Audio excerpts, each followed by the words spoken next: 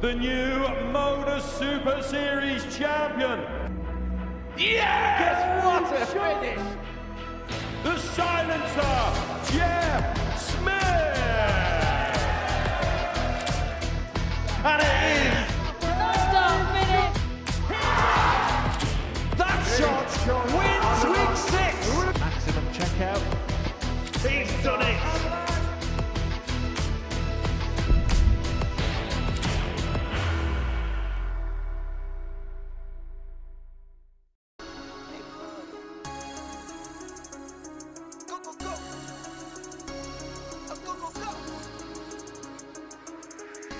Here to say I told you so, tops. Nothing wrong with that one. 14s. His perfect height on the dartboard and it strikes again. I've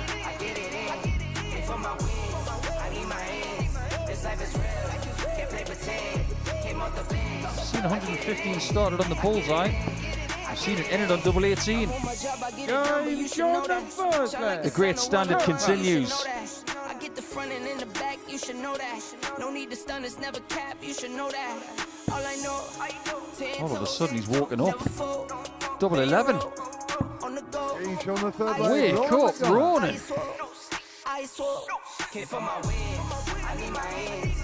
All 5 players tonight is highly commended.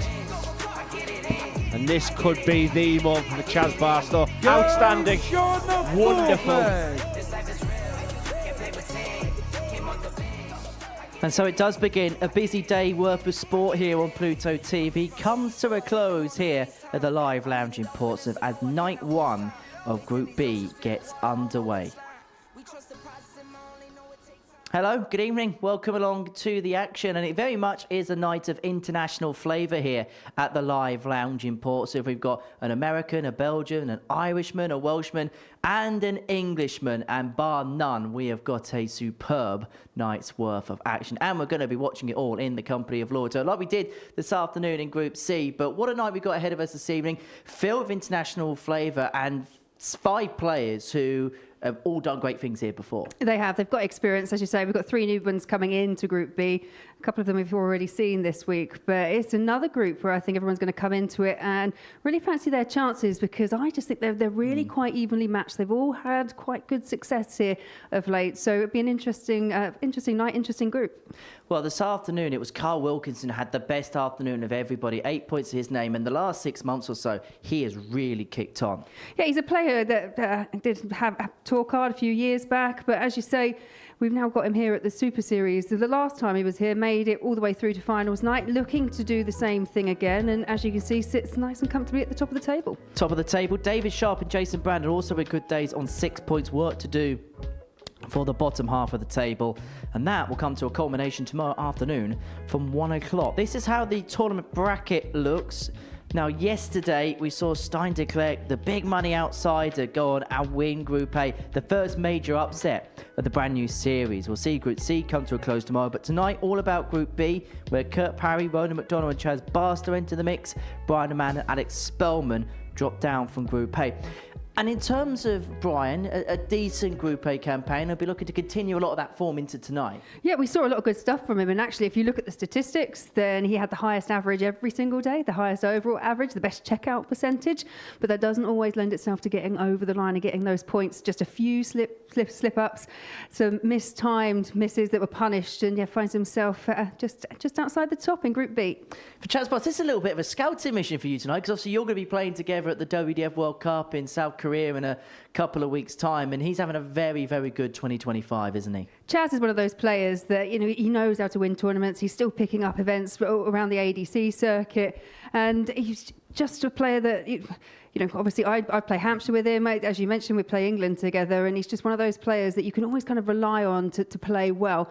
So it's always a challenge when you come to the Super Series, but he's been here probably more times than anyone else in the field. So yeah, hopefully be a good night for Chaz as well. And he is top when it comes to the betting Fair assessment of him to be favourite of the group?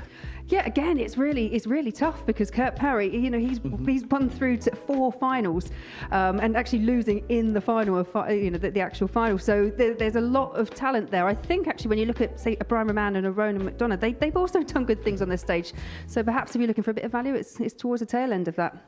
It might well be a night for the each-way market. 18+, gambleaware.org if you're going to have a flutter on the Super Series. Right, let's get into the action then, shall we? And it is a meeting between Alex Spelman and Kurt Parry to kick off the evening's affairs here at the Live Lounge in Portsmouth. Kurt played last week in the final of the international pairs, losing out to the Republic of Ireland. He's on his lonesome this week, looking to win a first title here on the South Coast. And earlier on this evening, I caught up with him. Kurt, this is becoming a little bit of a second home now, isn't it, Portsmouth? Welcome back to the Super Series. How much looking forward to the next couple of days? Yeah, it should be good. It's nice to play singles because obviously the last week was pairs, which was good. It was good fun and interesting. So yeah, it's nice to play a bit of singles stuff. What was it like partnering Richie Burnett? As you can imagine, brilliant as always. He's a character, we know that. He's good to be around, and yeah, he's bit of a Welsh legend as well. So yeah, it was an absolute pleasure again to play with him.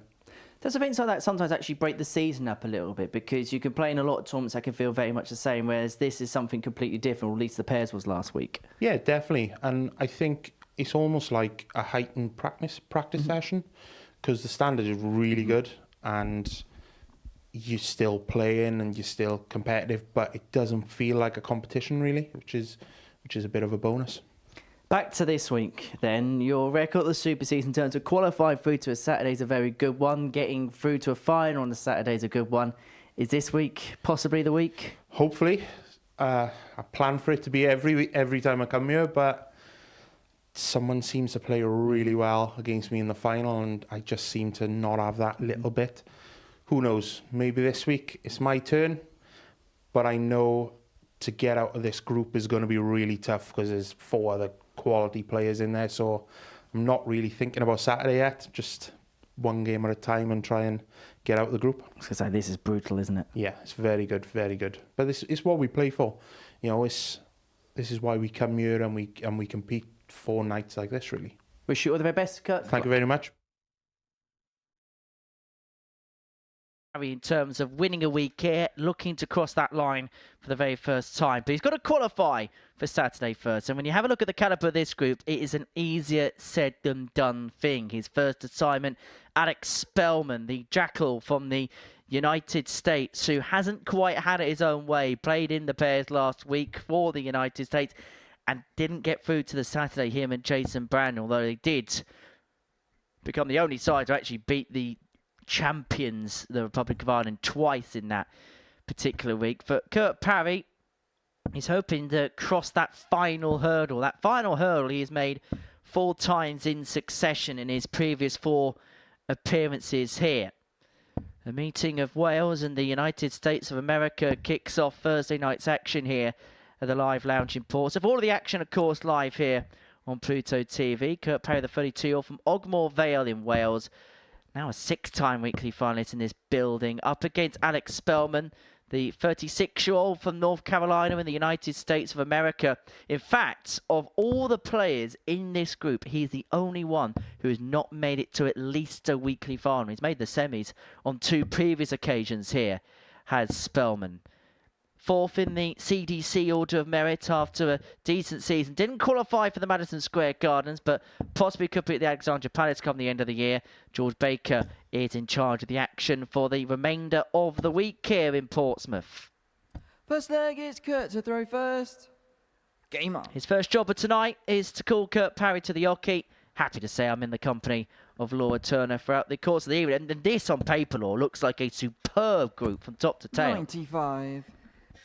Yeah, and I think that was probably why I was surprised that there was quite a distance between the odds in terms of who was placed as favourite right the way out to Raman McDonagh at 8-1, because like you, 58. I think this is really open for interpretation. I could make a case for absolutely every one of them that's in Group B. 139. Yeah, the bottom 2 certainly look as if they've got value in terms of Ronan's reputation, but also you look at Brian's numbers for the week, 86.21. his stats of Group A.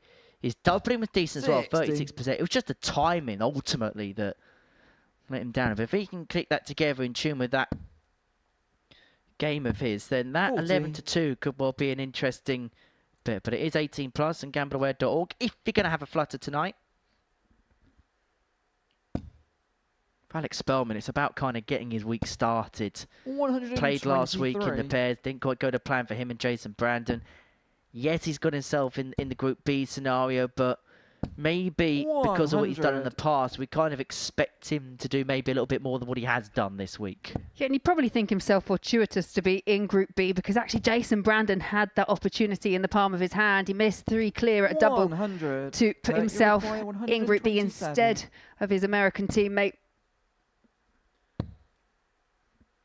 Well, Parry was looking for the double 9 there to tee up tops, but we'll do exactly that if Spelman cannot find the 160 here.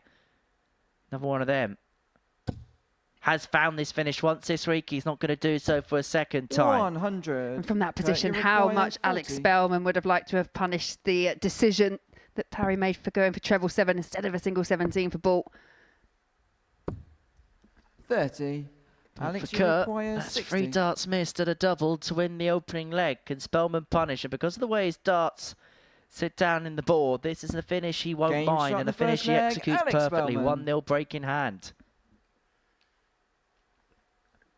It's fair to say that last week, Alex Spelman and Jason Brandon, they really didn't get going in Group B. Again, found themselves in a very, very tough group. Ended up foot of the table come the end of their Group B campaign. Definitely been better this week on an individual basis, but just reminded me that the drift into the 5 was a real big point of Spelman's game, and 60. He looks to have corrected it this week, but still obviously a few strays. He's a guy that will calculate everything, and that's mainly because of what he does day to day. He's a software developer. He's been credited for being a part of the creation team on video games like Grand Theft Auto and Fortnite. So oh wow. Wow, a treble 20 on the floor.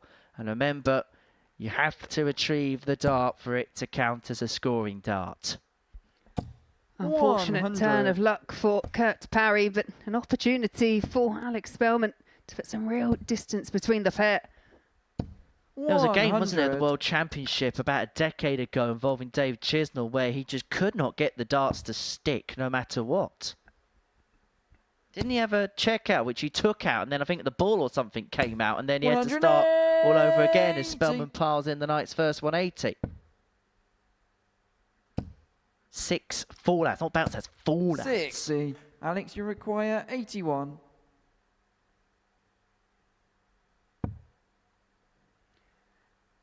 Treble 10 would have left a double, but now just looking to tee up because Kurt Parry finds himself really, really cut adrift in the second leg. Well, sort of nicked the first, didn't he, Alex Spelman, against the throw, but making huge strides here. 40. His tops are 2-0.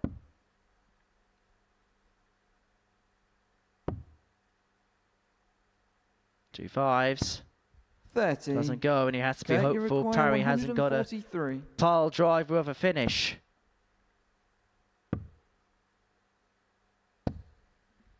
$94. Which he hasn't got, and so Spelman will get 3 more for 2 love.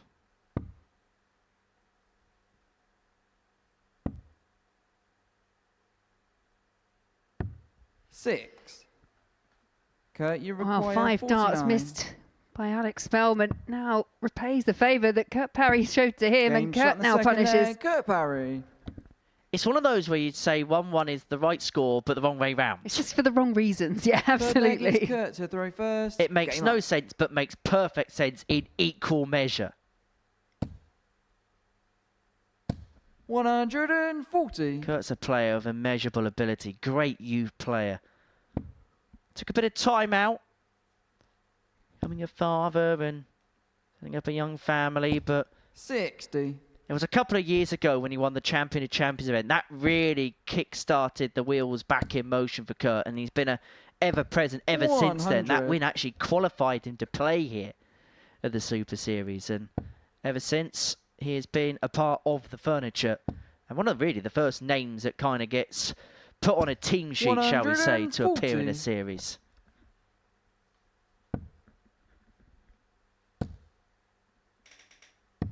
$91.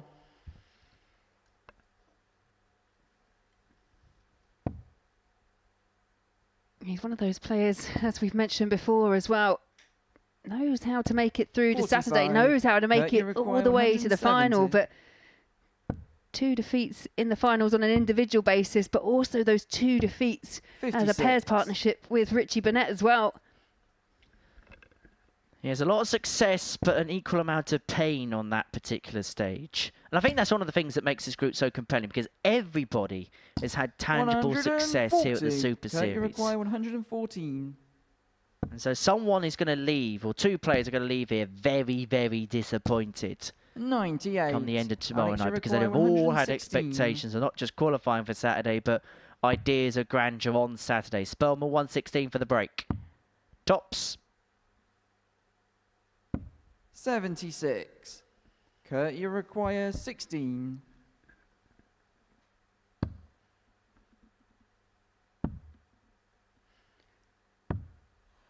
Those first 2 darts Alex, right you on the require wire, 40. but again, just a match just taking that same pattern really that we've seen in the openers.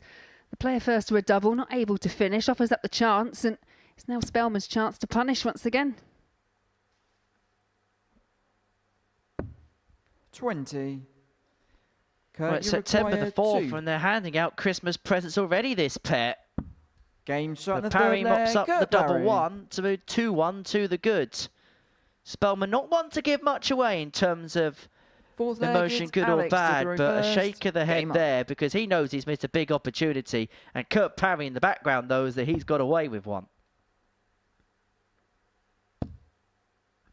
At the tail of the tape, 1 from 10 on the doubles for Spelman. 135.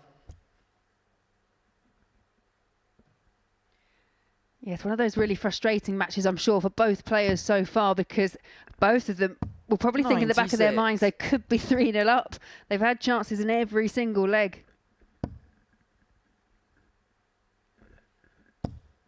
And for the loser of this game, they've got to make sure it doesn't kind of set the stall out for the night to come, as Spelman 180. finds his second 180 of the match. Nothing wrong in terms of the scoring. It's definitely one of those groups that 45. you just cannot afford to let your head drop, because if you have an off game or 2, you're going to get punished with the amount of talent we've got in Group B tonight.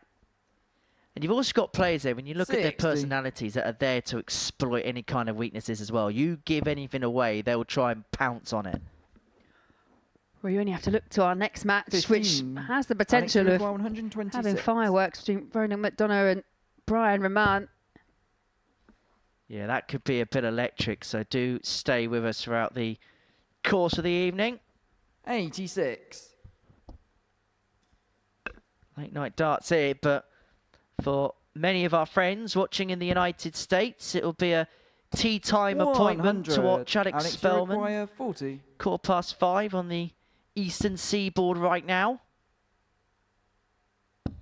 Game shot in the fourth leg. Alex And that Spelman. is 2-2.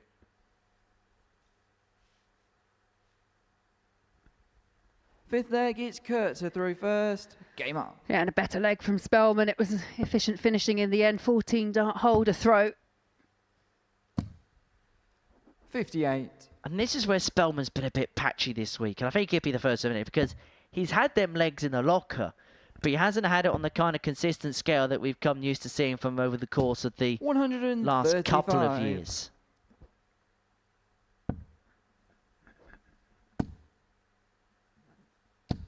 $85. I'll be disappointed with that, because the way his darts go in, that first one was kind of perfect for him to bump in a couple alongside. 140. Parry's definitely one of those players that we refer to as a first dart merchant. As you say, when it gets it right, able to follow through in quick style. 57.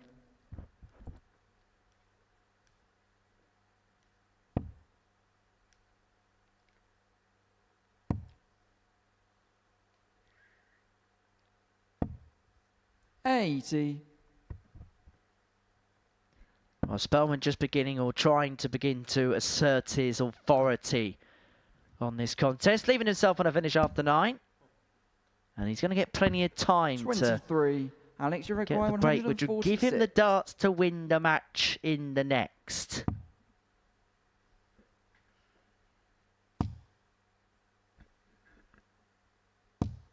$95. Yeah, it's a good last find for Alex Spelman. 180. Alex, And that just shows exactly 51. what Kurt Parry can do when he gets that first start right. Well, it's not too little, but it ends up Game being shot too and the late for fourth Kurt fifth Parry as leg, Alex Spelman Spelman. finds the 51 to break the throw and to open up a 3-2 lead. Crucially as well, Sixth he leg has is the Alex darts to throw in first. this leg Game up. to get the job done. And I get the sense, considering the week that Alex has had, I think it'd be really important for him to kind of get that first win under his belt 55. and to maybe just give him something to push forward for the rest of his campaign tonight. Yeah, because you're going to look at that field, aren't you, and think, right, where's weakness is probably the wrong word, but where is it that I could really focus on, get the points? And I think with this one, you've just got to think, right, you've got to go out for it. You've really got to go out there and try and get the better of everyone. 99.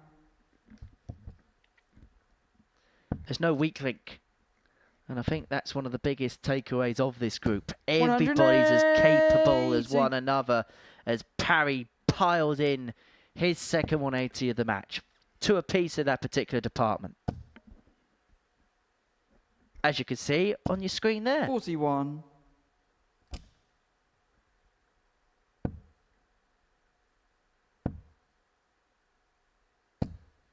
$60. Well, a slight opening here for Alex Spelman. He can find a couple of trebles, puts him down to a finish first. 57. Well, the door's open for Kurt Parry, who's had a decent leg against the darts. 85. Leaves himself on 91 after just a dozen to take this opening game all the way to a last leg decider. Or has Alex Spelman got something to say about it? 140. 140 makes it interesting. 91. But Parry is not going to get a dart to take us all the 51. way. Spelman Alex here require going to 109. get a dart to win this match.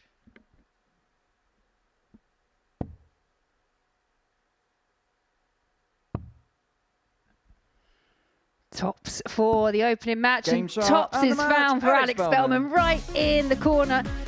There's a fight back from Kurt Parry midway through the match, but it wasn't enough, and it is the American that finds himself off to winning ways in Group B. There is the tail of the tape, including that 109 to win the match and a couple of 180s to go with it. Coming up next, McDonagh takes on Raman.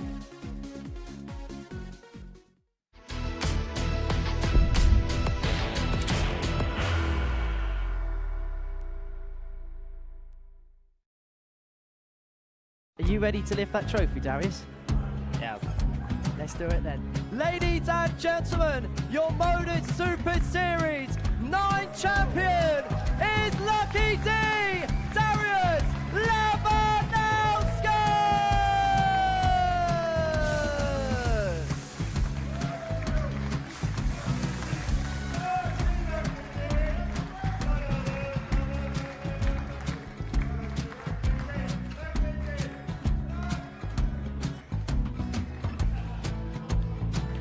Well, what a wonderful night of darts we have seen, and we are ready. Our champion is ready, and it's trophy time. So receive the trophy. £25,000. The new Modus Super Series champion, the Terminator, Marvin Van Velzen.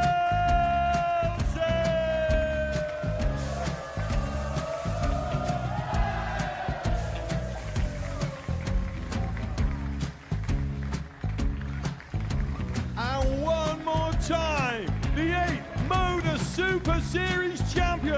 Terminator, Marvin Van Velzen. And the new Modus Super Series champion is Andreas Dirty Harrison.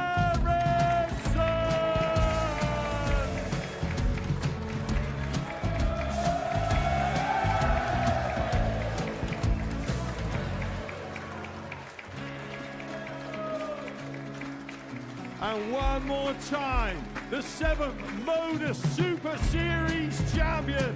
Give it up for Andreas Dirty Harrison.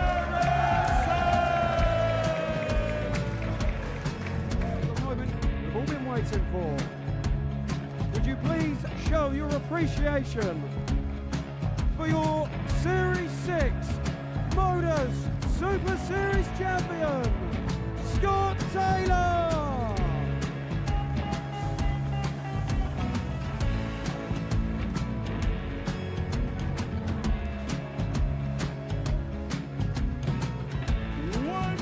Time, your new Modus Super Series champion. He is Chucky. He is Jim McGuire. Ladies and gentlemen, your Modus Super Series champion, retaining his title, the Luke Lidlow.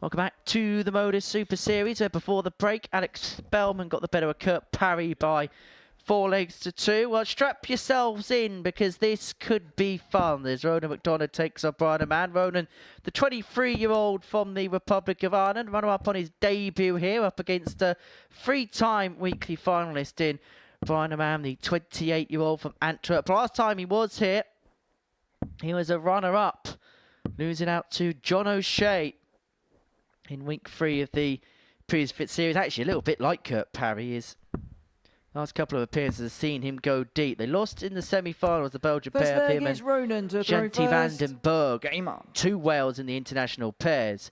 So he's knocking on the door, is the riddle. In fact, both players are knocking on the door of a Super Series title, because Ronan's 2 appearances 60. here was a defeat in the final on debut to Sam Spivey, Seaside Sam, 78. and a semi-final defeat in his previous appearance here in week 6 of Series 11. 100. So you'll be hoping that 3rd time is the charm.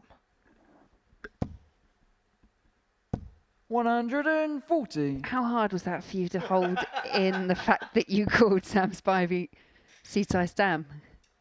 Yeah, it's a habit I'm beginning to break out 134. of.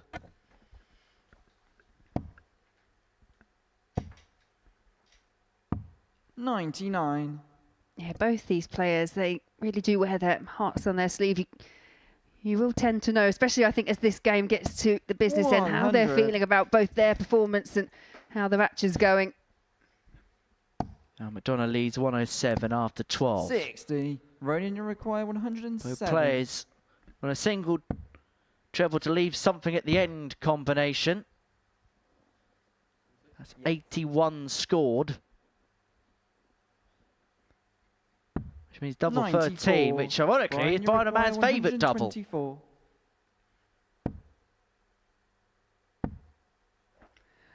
Ball for Raman. 99.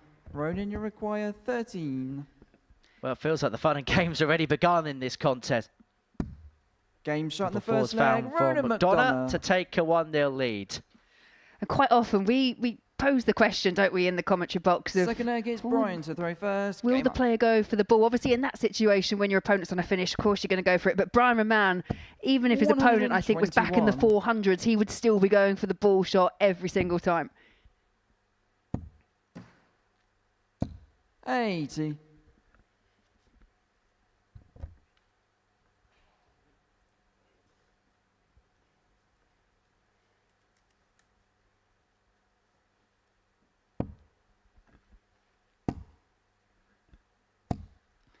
100. As we mentioned at the top of the show, Brian Raman, he's been posting big numbers. He's statistically the best player from Group A, but it didn't transpire in terms of wins and getting over the line, which is why he finds 60. himself in Group B.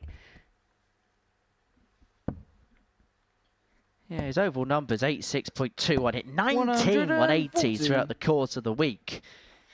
If you compare his numbers to that of Stein de Klerk, it's an absolute mismatch, but as Brian Clough famously said, it's all right playing well on paper, but the game is played, well, in this case, on a dartboard.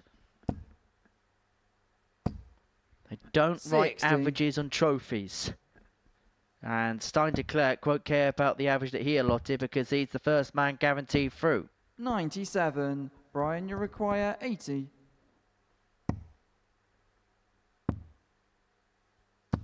$48. Takes the option to set up, knowing he'll be back to the oche. 45. Brian, you require 32. 16 to level up at one apiece. Does not like the lie of that first dart, but finds it brilliantly with darts. You could just see there from the overhead angle, the flight obscured the target for him. But he levels this game up one apiece between the pair. Game up.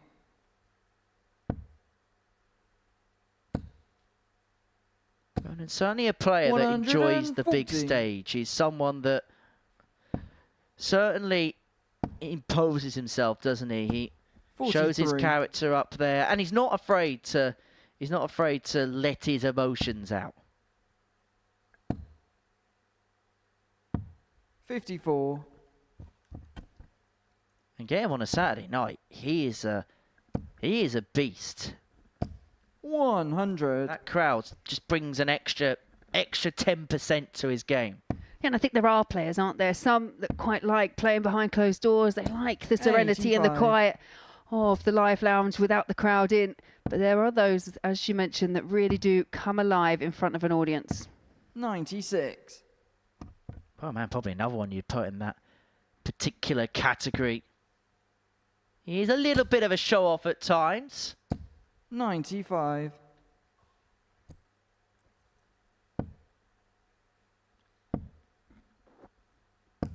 92. Ronan, you require 127. The big fish and the 127 and game have been left.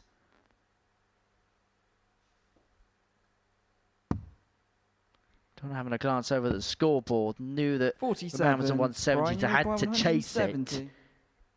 Because Raman is a man very capable of a finish like that, but he's not going to find the 170 on this occasion. 80.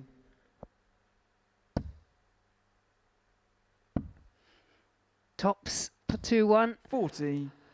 Brian, you require Great 72. effort, not far off the target, but far enough to offer up this chance to Brian Raman. Game shot in the third leg. Brian Raman. Brian did well to get past that dart. Could have been awkward. Really was close to the wire. Fourth leg is Brian to throw first. Game on. Playing okay, but feels like there's another level to go. Brian Raman gets the break, leaves 2-1, averaging 88.5 so far in this contest. For Ronan, not quite got going yet. Averaging around about 10 points lower than his opponent.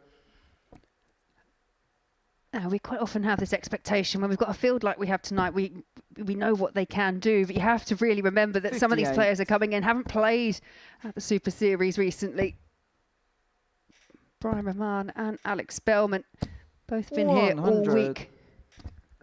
And sometimes it could be the case as well when you have a group like this and players of that caliber. Sometimes it can be a little bit cagey because you can sometimes pay each other a little bit too much respect. Yeah, you just don't want to be caught out early on. In a group like Group B, yes, there's more chance to go through, but you still have to do the damage. And it's Ronan McDonagh here on Brian Raman's throw, looking to bounce straight back. 40. Ronan, you require 121. 6 darts on 121. You're going to need the full quota. 81. Tops left after 12. A very good attack of the Brian Raman throw. 140. Ronan, you require 40. Ah, look what Brian's left again. Never Game mind, he's shot not in going to the get a look fourth at leg, it. 14 Ronan darter, McDonagh. and Ronan McDonagh levels us up at 2-2. Fifth leg, it's Ronan to throw first. Game up.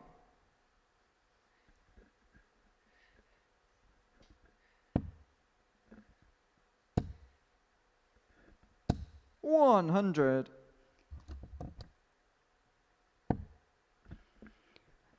I was in the commentary box this afternoon with Paul 57. Nicholson, and he was just saying, seems to have come to the start of September and the sun's decided it's had enough, summer's over, and he said these were the perfect conditions to play in when we were here 96. this afternoon. Yeah, certainly feeling very... Oh, that's awkward. 100. Just about stays in, but it feels very autumnal outside. 60. Leads beginning to fall into the pavements as we walk in towards the venue. 92.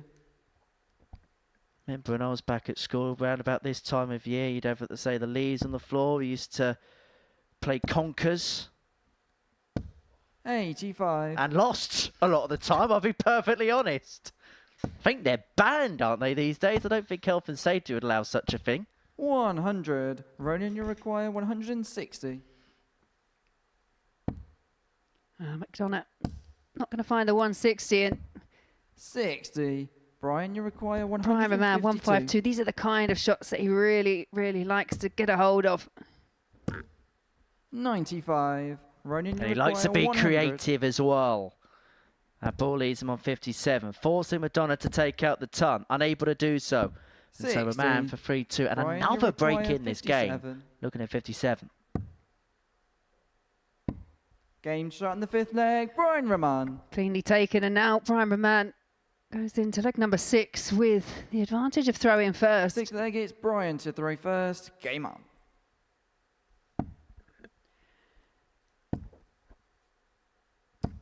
$100. We've seen bits of Primer Man as well on the WDF tour. It's actually number 6 in the main WDF rankings. 60. Has picked up a title as well over in Romania.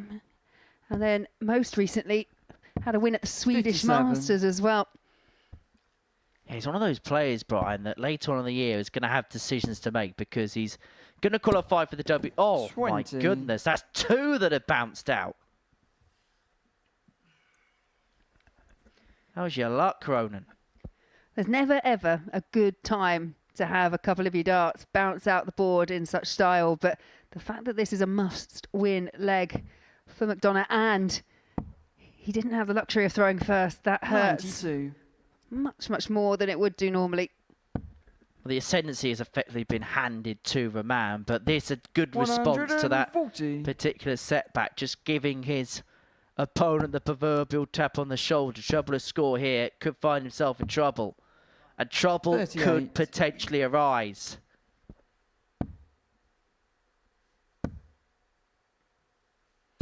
$81. Did well to recover with the last start, but again, Primer Man just with that slight edge should be down to a finish after this.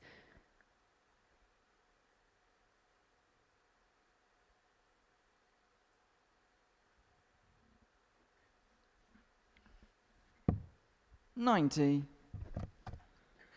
Well, leaves himself on 1-2-4 upon his return to win this game 4-2. 55. McDonagh trying his best Brian, you to require leave a square. 124. Tom was unsuccessful in those efforts. And so a man looking at treble 18 would have left in the ball to win it, this to save it. 58. Ronan, you require 145. Got the first treble 15 for tops for a 145. 105.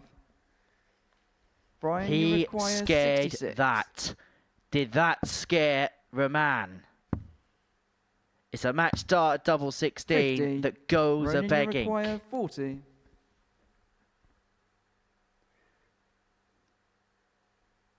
Big dart. One left to even it 30. up, and yeah, you can see the Brian, you frustration. require It's a massive 16. opportunity. It was an opportunity as well that he worked hard to get. That's why it's even more frustrating for Ronan. But is he going to get another one? Because that's awkward. But he's found a way through his Brian Raman, and he wins his opening game of the night. He gets the better of Ronan McDonagh by 4 legs to 2. The Riddler is underway, and he's underway with a win. And that is how he did so. It was the doubling ultimately that was the key difference in that contest. Next up, Chaz Barstow and Kurt Parry.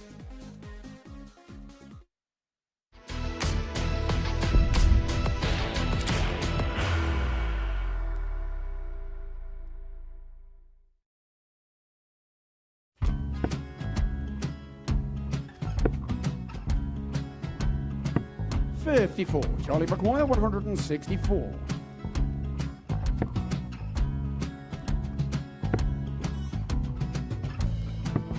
$44.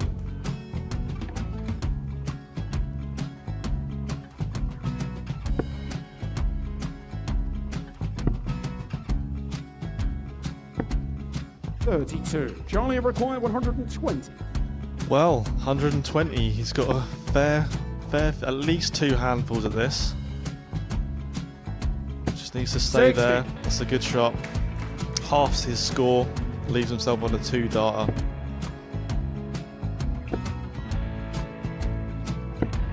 $26. Charlie Time on his required side 60. to become back-to-back singles champion.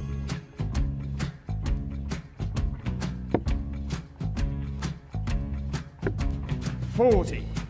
Definitely a couple of nerves in those last 2 darts. But he'll be coming back. It's a moment he's been in before this situation. Standing at the back of the stage, Charlie approaching the required Yoki with a 20. chance to win the title.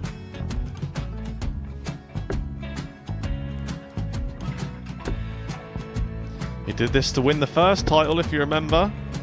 11. I think he's gone. Georgia I think he's gone to 180. bust it, maybe. The first title he won, he wanted 20. He went 6-7-7 to win it. He had a chance to replicate it again. Yeah, I get the feeling that was for a bust, and 39. on that situation there, George Scaife wasn't even 9. able to take it out going to the 18s on that switch. Yeah, I think he just panicked a bit, but he's done well to get that big one. Sometimes can be the hardest part. Georgia requires This is it. 79. It's got to be 19s. It's got to be 19s for this shot.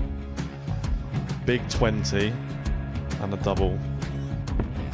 He's got the first one. He's going to get a match dart here.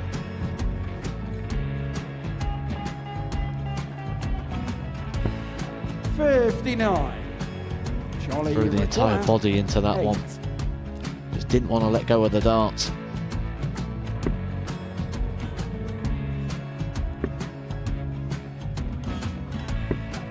No score. He's giving George a chance. Georgia require 20. I think George has been quite good on double 10 today. So many opportunities for Charlie Murphy. Go Couldn't get the job it. done. Got out the match! And the Red Dragon George Modus Scaife. Super Series Influencers Champion, George Scaife!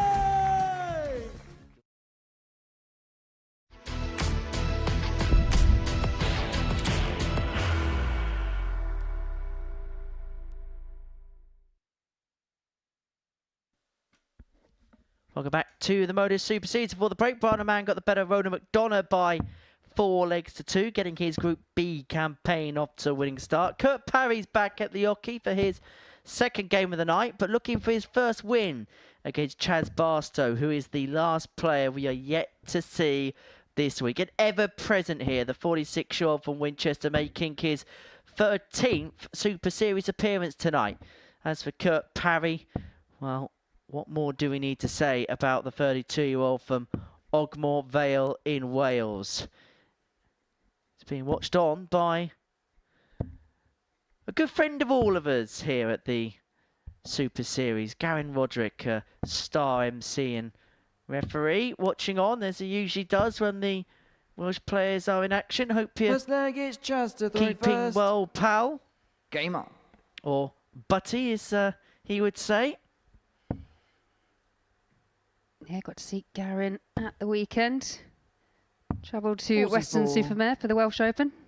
Make sense of that what you wish. But as mentioned before, it's now dubbed the Wenglish Open. 45.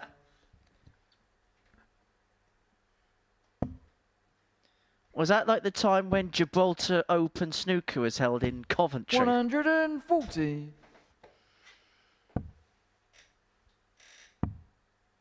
And there was also the German Masters in Milton Keynes. 42.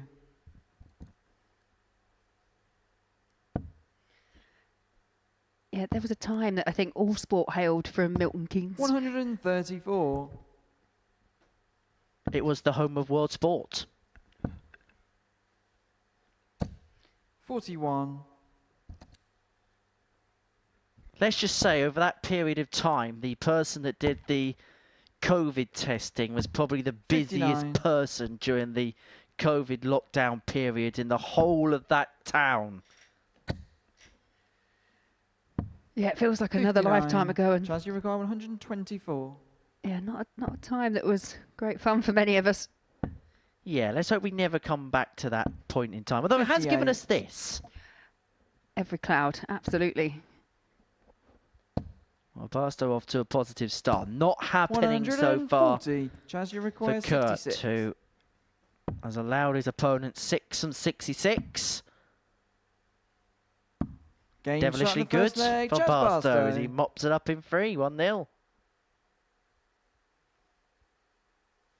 Second leg is Kurt to throw first. Game on. Steady start from the local man just down the M27, based over in Winchester. 95. Down the M27, up the M3. Depends what route. Also depends where those pesky 99. roadworks are. Let's just say it's the entirety of the M27 between here and the junction that he'd want to get off 99. at. It's a nightmare. I've been driving for nearly 6 years now, and I don't think I've ever driven on that stretch of road without something not being open 59. on it, or something being speed restricted on it.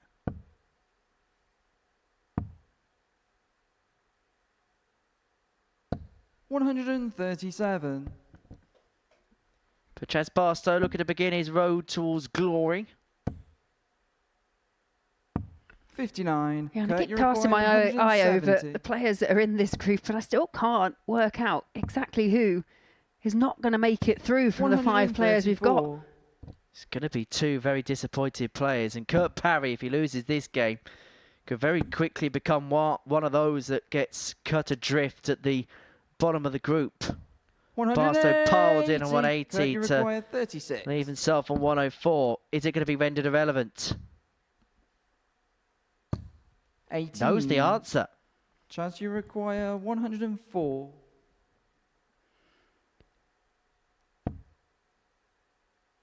Needs the treble. A let off for 56. Kurt Parry. You require 18.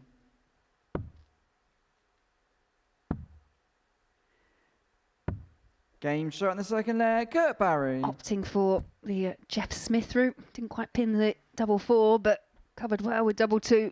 Third leg is Chaz. Yeah, we've got the 1-2-1 that's the Harrison. I think that's going to be called the Jeffrey. You're using his full name. Sounds. It's rather formal, isn't 84. it? Just being polite.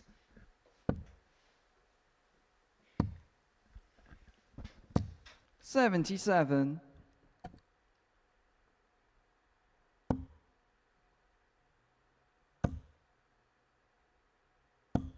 $121.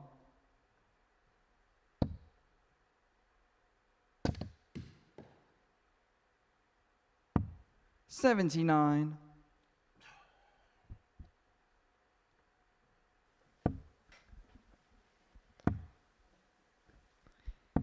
$93. Now, it's been a while since we've done one of these, but I think because it's Thursday night and it's almost 11 o'clock in the UK, I think it's 58. time for the return of the tungsten teaser.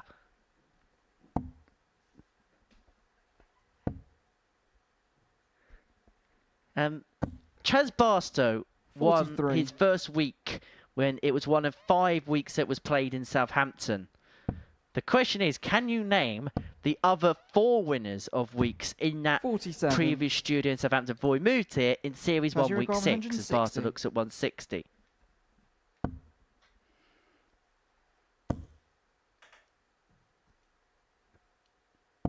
$100. Good last from Chaz Barstow. 60. And already, this has got a feel of a match that's just going to kind of rock along, going with throw. Game Finds a shot way the through third the middle leg. and Chaz finds it Barstow. perfectly. Barstow 2-1 to the good.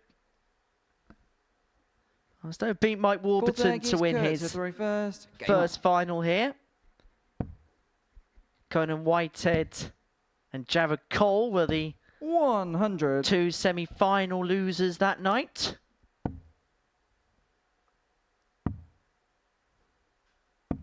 $57. Conan would get a second appearance in that series, would win the week and then win the Champions Week, beating Graham Usher in the final. And before you ask, no, Graham Usher is not one of those players in the Southampton list. 83.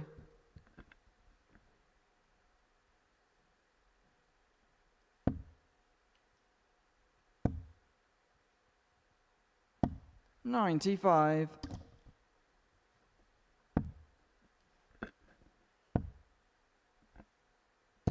$93. Good adjustment with the last once again. Kurt Parry in the driving seat, leg number 4. 85 remaining for Parry 60. to Kurt, you require level this 85. game up at 2 apiece. 20. Well, doesn't have to go and chase the bullseye. 74.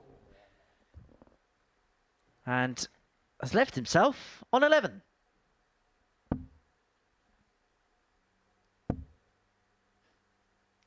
$81. Kurt, you require 11. Double 4 the target once again. 3. Chaz, you require 141. And this is an area so far of Kurt Parry's game. He's just missing too much at the outer ring. And Barstow was looking to punish with aplomb, but he cannot Kurt, find you the 1 require for 1. 8. Does leave himself on 32. If there's 3 more misses from Parry for parity. 2 2s. Make it 2 Game shot the 2. fourth leg. Kurt Parry. Desimondo. Fifth leg is Chaz to throw first. Game You up. do get the sense, I know it's only game 3 of the group, but you get the sense that already this is a bit of a must-win one for Kurt Parry. 26. Yeah, I think for everyone that's in the field, just picking up a couple of points, just making sure that you go in tomorrow, 95. that you've still got that vested interest. We saw it in the international pairs last week. 8 is normally that magic number in Group B that would normally see you through, and 8 was not 81. enough for the English pairing of Steve Beaton and Adrian Lewis. Yeah, much to their disappointment. I think 100. to the disappointment of a fair few watching on this time last week, watching the 2-time world champion in action. 57. And it does take a 2-time world champion to stop Le Bronze de Donis from leading the bill. 96.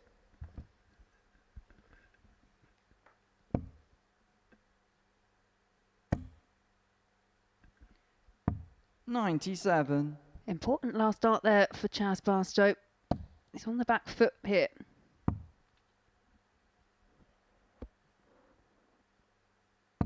$84. Well, that leaves Parry on 126.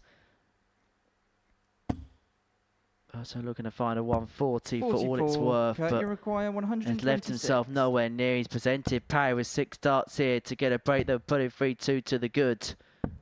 58. And he's in a very good position to do exactly that. 68 left to move him 1 a victory, and he'd have the darts in the next.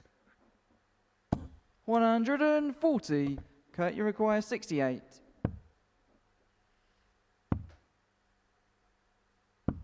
48. Chaz, you require 56. Was that the moment for Kurt Parry? Because Chaz Barstow now 2 at tops. 46. Kurt, you require Kurt Parry's 20. doing a lot of head shaking in the background. Just felt like he hasn't Game start in the 5th been leg. comfortable Kurt on Parry. the stage all night long so far. But he pins a double 10 there to get the break and go 3-2 up. But it 6th leg, it's just Kurt to looks throw like it's first. hard work for him out there. Game on.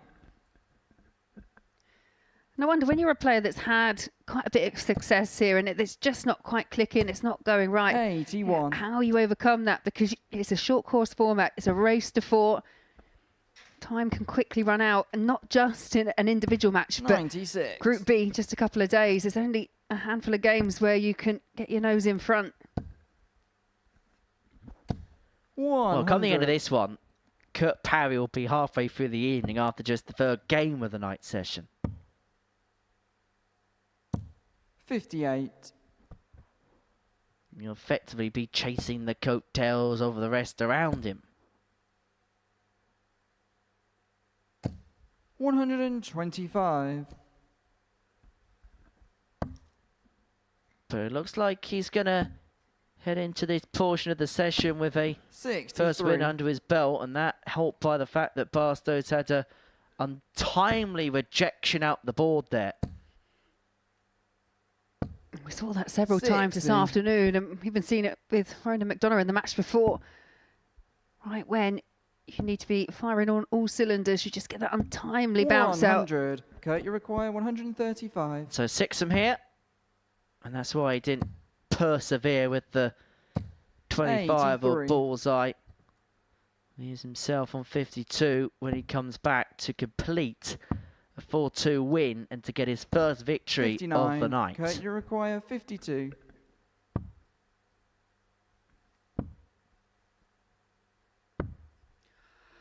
Yeah, 2 match Chaz, you starts require come and gone, and it was a wild 125. attempt with the last. He's found himself on another outlier of a double in double 7 if he gets the chance to return. 60. So Kurt, 2 you require 7s 14.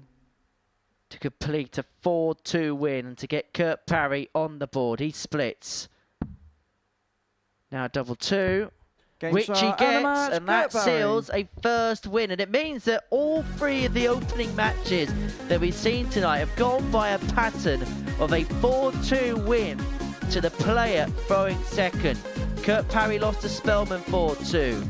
McDonagh lost to Raman 4-2, and Barstow's lost to Kurt Parry by that particular scoreline. Coming up after the break, Alex Spelman takes on Raman McDonagh.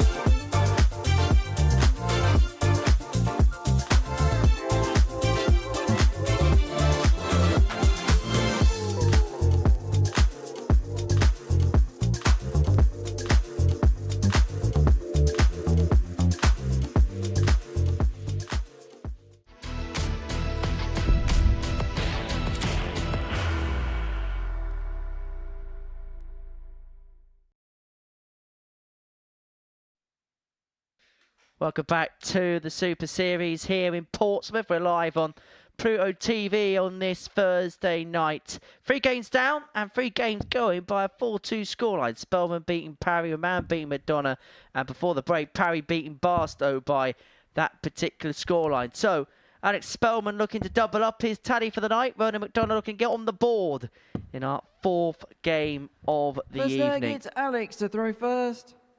Game up. Spelman hit a 109 checkout to complete a win over the Welshman in his opening game of the evening.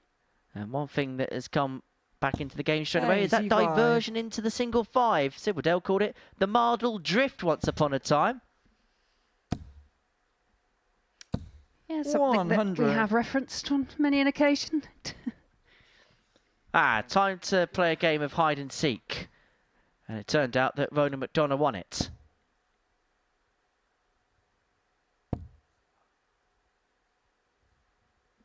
$95.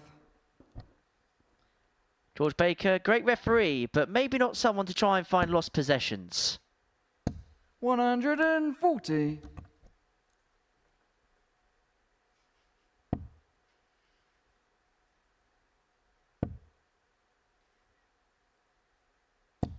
$60.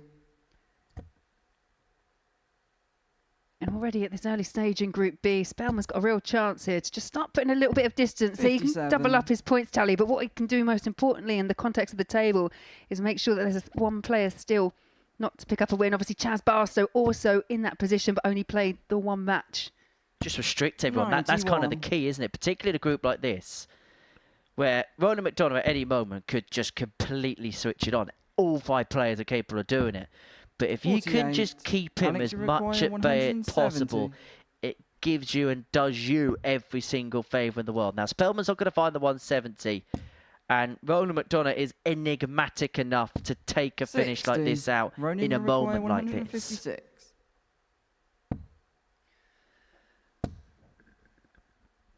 140. Alex, those big finishes just have to wait. Found the 2 trebles, but in the wrong order.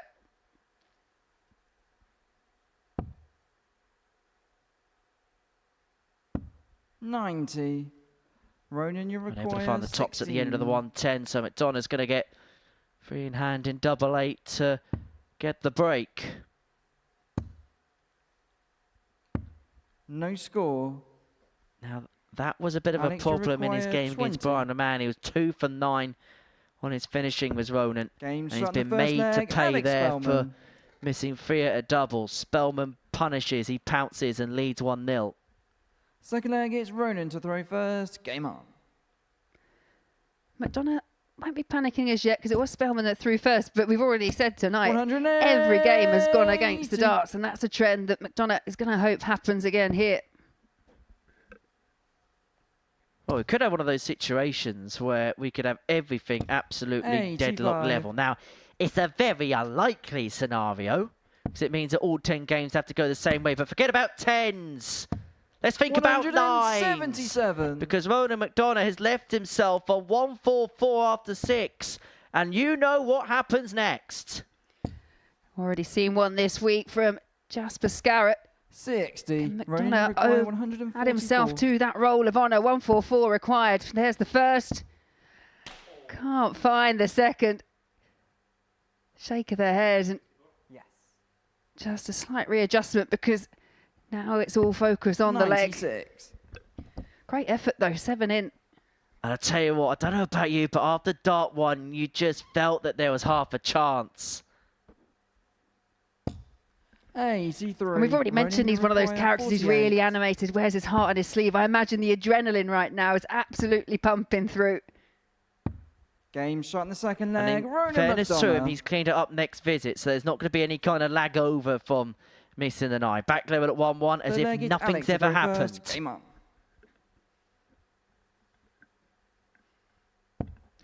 But that is exactly what you said. He is that type of player, as is the rest of the field, that can just have those explosive moments, those big scores, back-to-back 180s.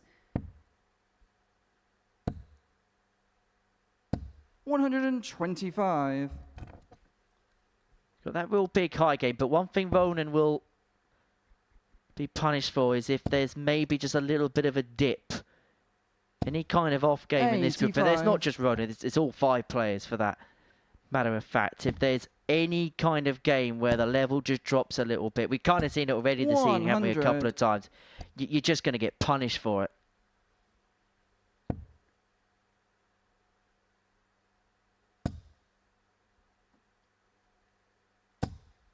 $60. Put it this way, you wouldn't be surprised if you saw this as a group in 12 weeks' time. $135. No, you would not. Well, Ronan McDonagh missed the 144 for a 9. 83. Now left the 141. And you wouldn't be surprised to see numbers like this in a couple of weeks' time. 103.5 the average before that 97 turn. Turning the screw is McDonagh in this one.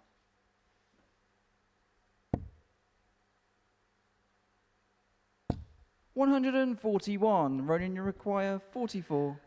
Pressure applied from Spelman. But it's 2 in hand at double 16. 28. Alex, you require 32. The misses have come when he's been put under pressure, when an opponent's been there or thereabouts. Game shot in the third Spelman leg. used Alex dart Spelman. 1 as a perfect guide to eventually find a way through and lead this game 2-1. Fourth leg, it's Ronan to throw first. Game on. There's a golf in the averages, but it's the legs that count. 95. So wise man once said, they're only a guide. Yeah, it's true. The average, the distance between the average is based on the fact that McDonagh had that 12 darter. And particularly in a format like this, one really good leg's going to help the average, one really bad leg's going to absolutely decimate it. The stat that counts more than anything is the fact that Spelman's 2 from 5 on his doubles and McDonagh 1 from 7 when it's come to finishing legs off in this match.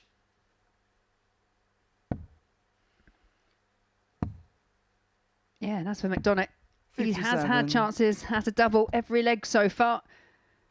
He's going to have to find a way of breaking Spelman. We know he can craft out the opportunity. As mentioned, the 2 legs that Spelman have picked up, he's had to survive having leg-winning doubles against him. What Alex is doing very well this evening is he's playing okay. He's playing decent stuff. 140. But he's been able to take advantage of the big moments so far tonight. There was a couple of swings and roundabout moments against Kurt Parry, his opener. It came out the other side. He's done that at times here, although he may be left to concede Ronan, this leg because Ronan's got 6 and 69.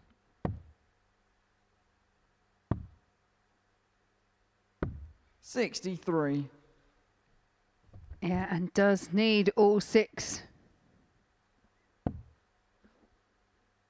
And again, we've noticed in times of pressure, Ronan McDonagh just 140. hasn't been able Ronan, to accurately find the doubles. This is not a given. This is not a straightforward one, and that is the danger. No score. Alex, you require 36. So this a 3-1, and this could well break the back of the contest because you'd have the darts in the next to wrap it up. This a key exchange. This a key dart. No score. That's a key miss, potentially. Ronan, you require 6.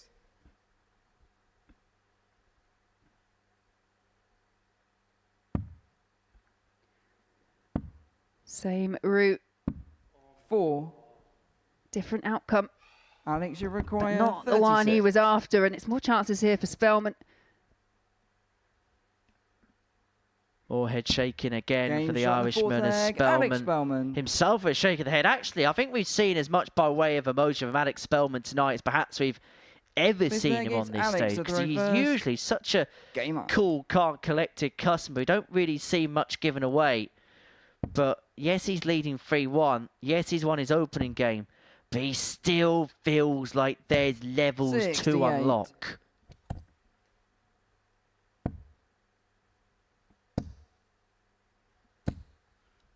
100. And you can understand why, because when you're in this situation and you're not, I would argue that we haven't seen the top levels from any of the players that have come out so far tonight. Spelman is actually the player with 44. the highest average in terms of stats. That was an 86-85 in his 4-2 win over Parry. So these early exchanges, I think every player is 43. sensing the opportunity. Right, my opponent's not playing as well as I thought they were going to. Take the chance, take your chance. And I think you can apply a little bit too much pressure. You can tighten up, you can stiffen up because you're just trying that little bit too hard.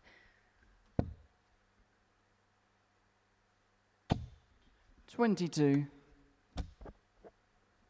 I also feel like it's the type of group as well that once one goes, the rest could follow. If what I mean by that, if somebody goes out and has a bit of a barnstorm of a game, you will suddenly see everybody else in that practice room get put on notice. We're waiting for someone to really throw down a bit of a marker. 60. Yeah, not quite seen that performance just yet, have we? We've seen some decent stuff without it being spectacular so far. 139.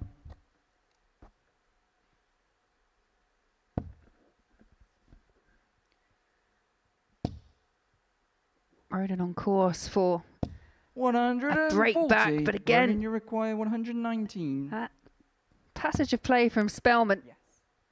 Just taps him on the shoulder.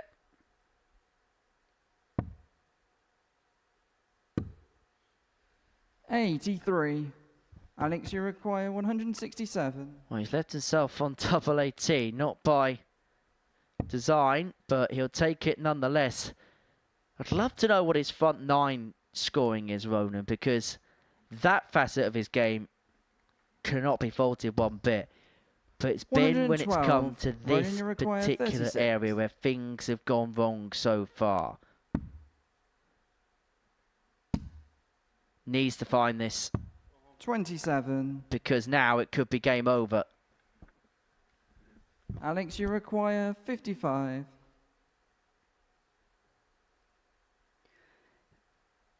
This for a 4-1 victory, and missed the single number. Means it's just the one dart at hand. 35. Ronan, you require Well, a couple of 9. legs ago, Ronan McDonagh was on a 9. He has to find the 9 here just to have any chance of saving this contest. I'll tell you what, if this was the head-shaking Olympics, this would probably end up being the gold medal match. No score. And that Alex, you probably require 20. sums tonight so far up for Ronan McDonagh. It has not gone to plan for him. But for Alex Spelman, this is for win number 2. And to assert some early authority on this group. Match, Alex 2 Spelman. wins and 2 for Alex Spelman to kick his night off. He gets the better Ronan McDonagh by 4 legs to 1. Hallelujah, he says. He's won 2 games, but he knows that he has still got levels to go, aided and abetted by the fact that McDonagh missed 17 darts and a double in that game. Raman and Barstow's next.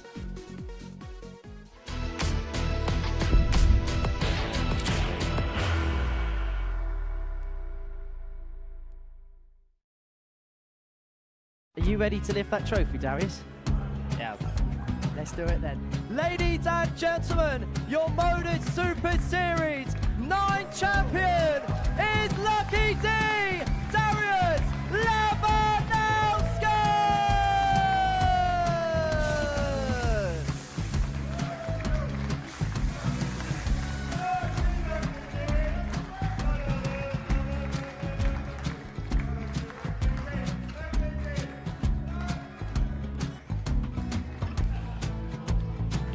Well, what a wonderful night of darts we have seen, and we are ready. Our champion is ready, and it's trophy. So receive the trophy. £25,000.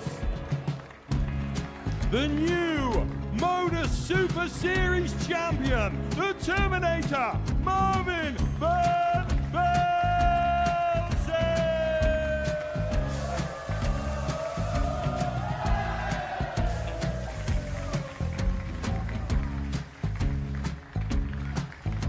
And one more time, the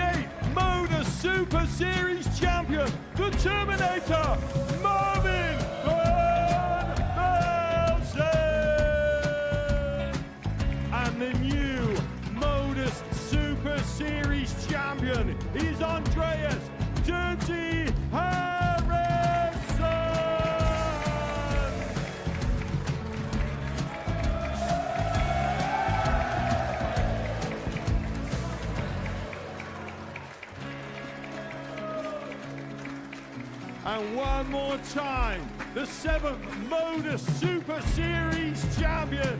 Give it up for Andreas Dirty Harrison!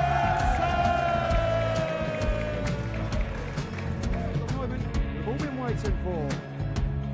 Would you please show your appreciation for your Series 6 Modus Super Series champion, Scott Taylor!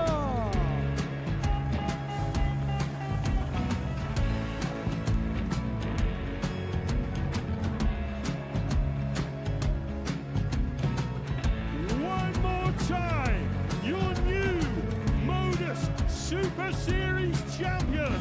He is Chucky. He is Jim McGuire. Ladies and gentlemen, your Modus Super Series champion, retaining his title, the Nuke, Luke Littler!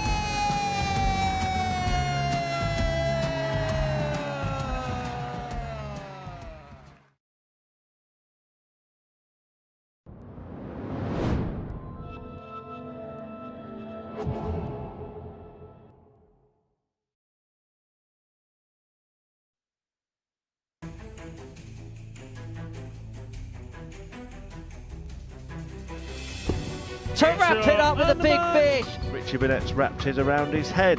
He wants Richie Bennett to take out this 142. And Bennett's Reach going on to the take third out the leg. Richie 142. Bullseye.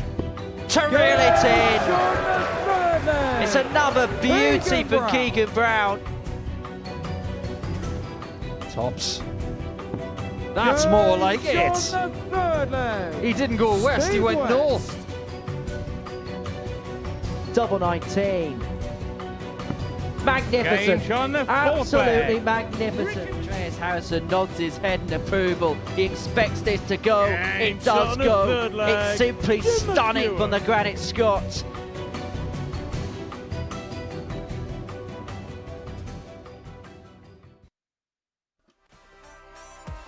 Week 2 at the Super Series looks like this. We've got a former champion, Jim McEwen, back. Jimmy Van Schie with a darter, winning it the last time out. He's going to be in Group A. Steve West will be looking for another weekly win, number 6 for him. Richie Bennett still looking for a first weekly win here, having lost in the final on Saturday. And that is the tail of the tape when it comes to week 2. That gets underway on Monday morning. It's 9:30 a.m. We're going to kickstart our action, and it's going to be live and exclusive across the Pluto TV network of channels. Into Game 5, the midway point of the evening, and it is a meeting between Brian Raman and Chaz Barstow. Two players that have won weeks in Southampton, and Barstow having won a week also here in Portsmouth. Raman coming close to winning a week in Portsmouth. Actually, Brian Raman won the last phase First of leg is Brian to throw first. 2021, or won a week, shall I say, in the last phase of 2021. Back when it was a more congested format. It was 4 weeks to then a 98. Champions Week. He would win his week, having got the better of Rob Collins in the final. 100. I'm sure the emotions from Rob Collins was something to capture on camera, but he wouldn't make it through to the 53. Champions Week finals. It was a Champions Week that actually was won by Matt Campbell, the Canadian. 96. Before then heading off to the World Championship and then never coming back, having a Master Tour card. 60. Chaz Barstow actually did win a Champions Week in the previous venue in Southampton. Phase 4 of 2021 of the Ye Olde 126. Livey League. And he beat a certain Jared 100. Cole in the final.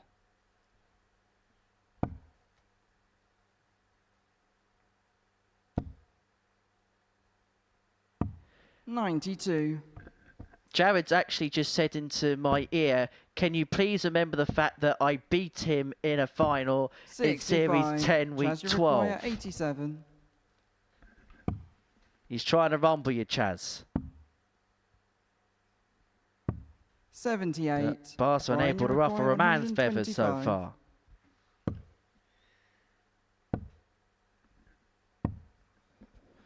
$93. Chaz, you require 9.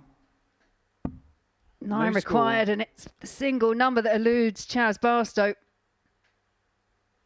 Brian, you require 32. So double 16 for Raman to take the opening shot in leg. the No first mistake. leg, That Brian Raman. target has worked for him all week long. Paul Nicholson was kind of alluding to it on Tuesday. leg That is Chaz portion to of the throw ball's given him a lot of first. Game on. success. And he is the type of player, he's openly admitted it himself, that he does watch games back and he listens to some of the comments 60. that pundits, commentators, etc., make. And it was something that he picked up on because Nico picked up 140. on, and it's been his target of choice ever since this week.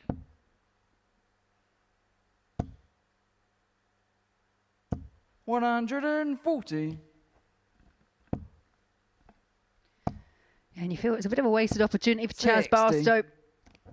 Not able to bin that single one to give himself a chance at double 4.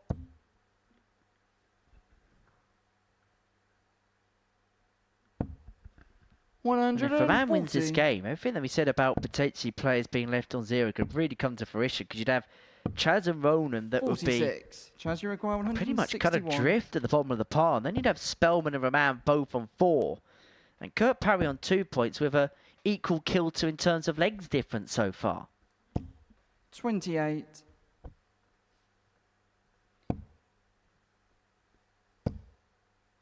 Here's some really big swing matches coming up in terms of 100. how the Chaz, table you might require take shape going into 133. tomorrow night. So we're going to double 19 with dart 2, unable to get. 57 left. Had to just make sure and hold himself in. He was looking for 93. another 19 Brian, you there, require but 155. finds the 17 to leave himself on double top. And I think if there's any part of Chaz's game that we've ever been particularly critical on, 90. sometimes that Chaz, you concentration require when it comes 40. to set-up play, not always at its best. Game shot in the second leg. Chaz Barstow. But lucky for Chaz that he realised that he was about to make an error by firing in a second 19. Third leg, it's Brian to throw first. So level we Game are, on. one apiece in this contest. Chaz will be part of the England 83. team heading out to South Korea in the next few weeks to play in the WDF World Cup.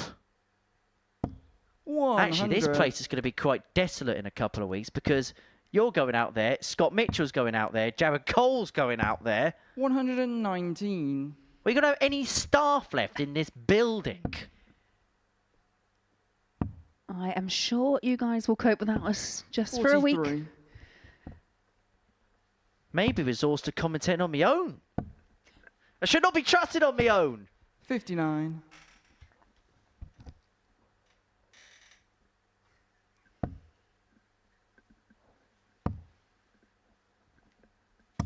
$96.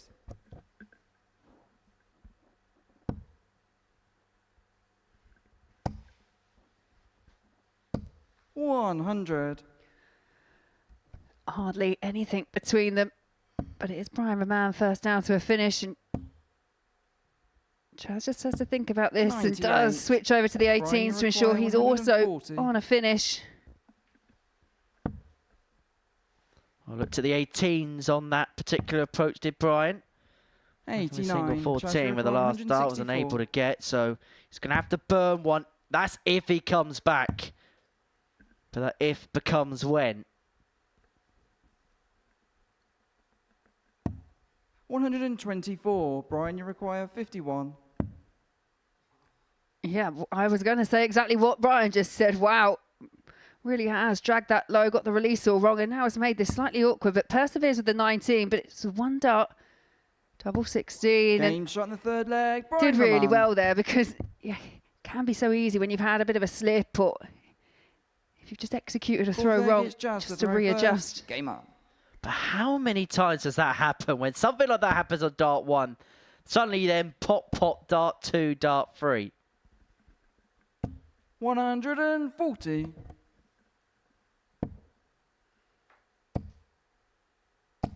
Just having a look through the oldie livey leaguey records. I'll tell you who did have some success in that building. Our good pal, Mark 100. Webster. He made it through to 2 Champions Weeks. 140. Got through to a Champions Night where he'd lose out in the group. That would be a Champions League won by 83. Jim Williams, beating Fallon Sherrick in the final. And another Welshman, Martin C. Thomas, 54. finishing 3rd.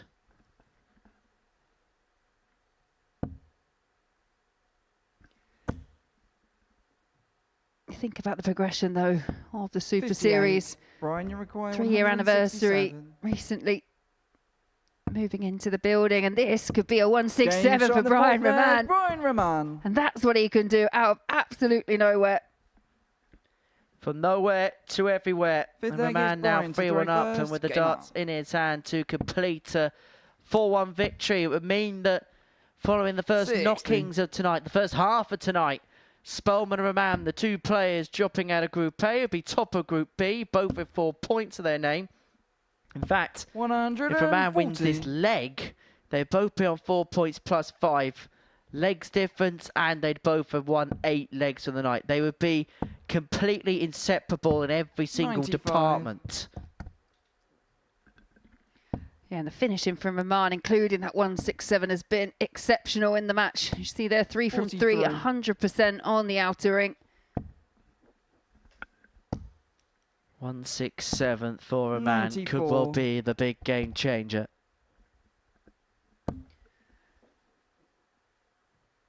And whilst there is still time for the likes of Barstow, if he doesn't find a way past Raman 44. and McDonagh, it becomes very difficult. When you've got 3 players that are racing off into the distance, you need to turn things around quickly. You get into that position where you need to pick up one, if not both, the last remaining matches of the evening. Well, just a brief stoppage in play here.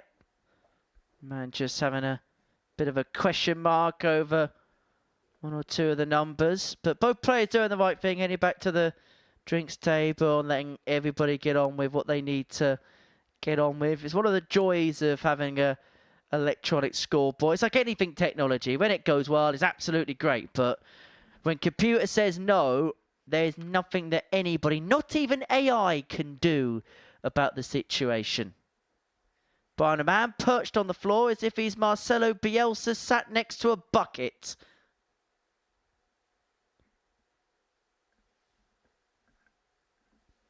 But now sprinted back into action because he knows that he's in a position here to wrap up a 2nd consecutive win. We said, didn't we, before the outset of tonight's session, if he plays anywhere near how he did in Group A, then he should get some joy if he times things a little bit better.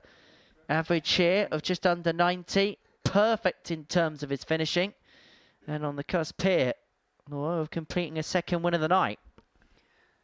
Well, play does resume, and it doesn't seem to have affected the rhythm of Raman. 140. Might ask for a timeout more often with scores like that. Yeah, Barstow, they're well and 40. truly on the back Brian, foot. you require 112. But it could be checkout time for Chaz. As the man looks to check out 80. the 112, but the double 16 goes a begging. First missed dart at a double for him in this match.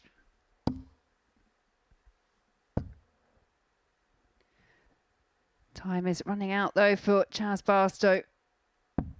44. Brian, you require 32. Brian Raman, if needed, has Game 6, start, but just and the match, needs the Brian 1. And it Raman. is Brian Raman who gets across the line. 4 legs to 1. Was a finishing masterclass from the guy from Belgium. 4 from 5 on the outer ring. 80%, including that glorious 167. All round, very, very good match between the pair of them. But it does see Brian Raman on 4 points and not yet to drop a game. And there's the tail of the tape. But coming up next, Kurt Parry takes on Ronan McDonagh.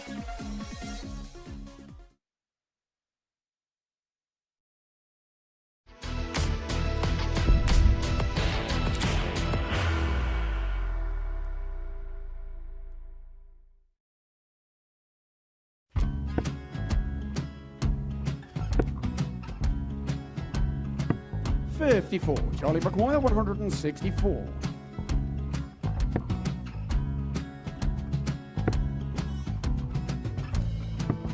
44.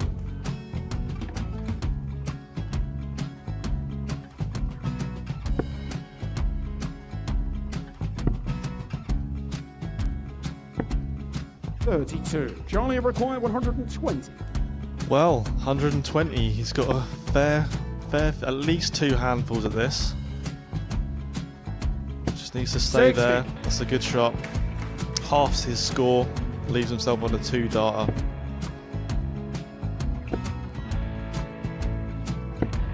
$26. Charlie Time on his required side 60. to become back-to-back singles champion.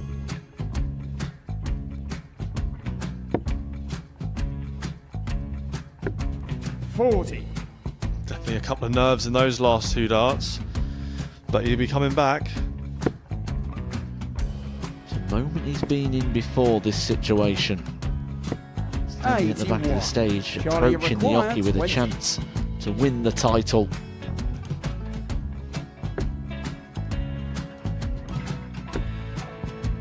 He did this to win the first title, if you remember. 11. I think he's gone. Georgia I think require he's gone to 118. bust it, maybe. The first title he won, he wanted 20. He went 6-7-7 to win it. He had a chance to replicate it again. Yeah, I get the feeling that was for a bust, and 39. on that situation there, George require Scaife wasn't even 9. able to take it out going to the 18s on that switch. Yeah, I think he just panicked a bit, but he's done well to get that big one. Sometimes can be the hardest part. Georgia requires This is it. 79. It's got to be 19s. It's got to be 19s for this shot. Big 20 and a double. He's got the first one. He's going to get a match dart here.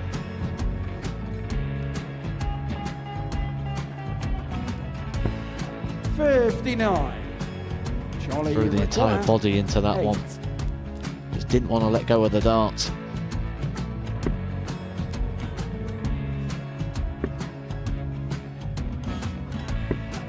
No score. He's given George a chance. Georgia require 20. I think George has been quite good on double 10 today. So many opportunities for Charlie Murphy. Go Couldn't get the job it. done. Got in the match. And the Red Dragon George Modus Scaife. Super Series Influencers Champion, George Scaife.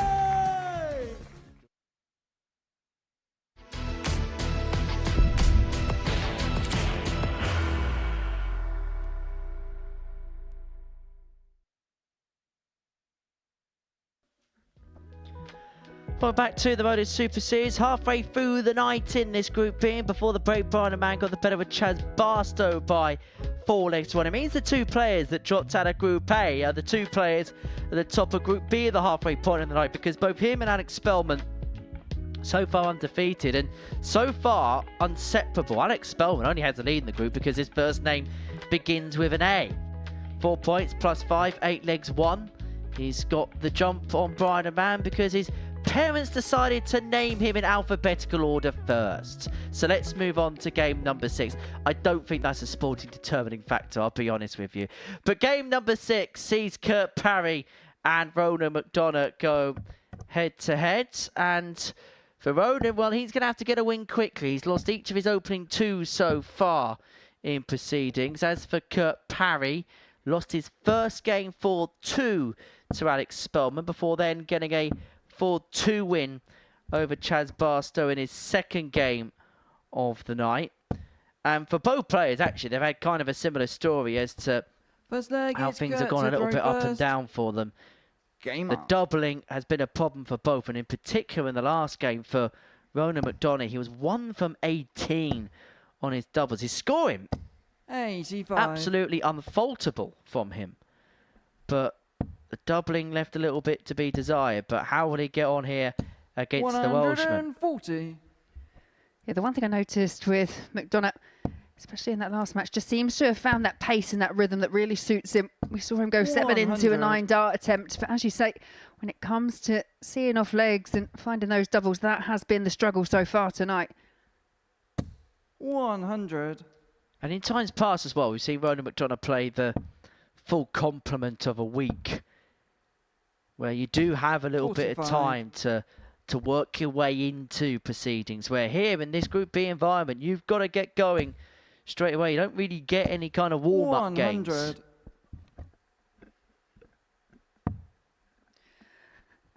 No, for these two players up on the stage now, they did run into Alex Spelman and Brian Raman, respectively.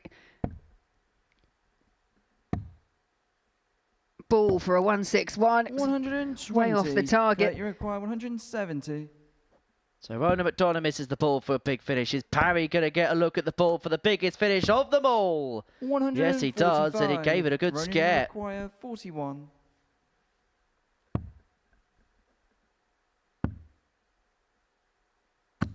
Nine. Kurt, you require 25. It may be...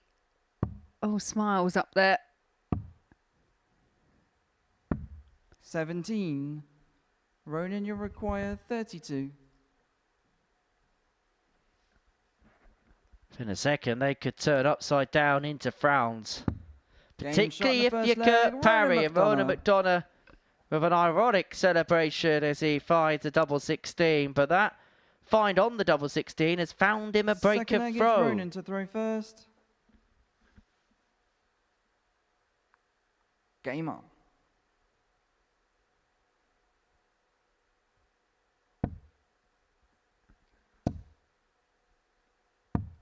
$132. Both players already tonight, they've been players where you've seen them visibly frustrated.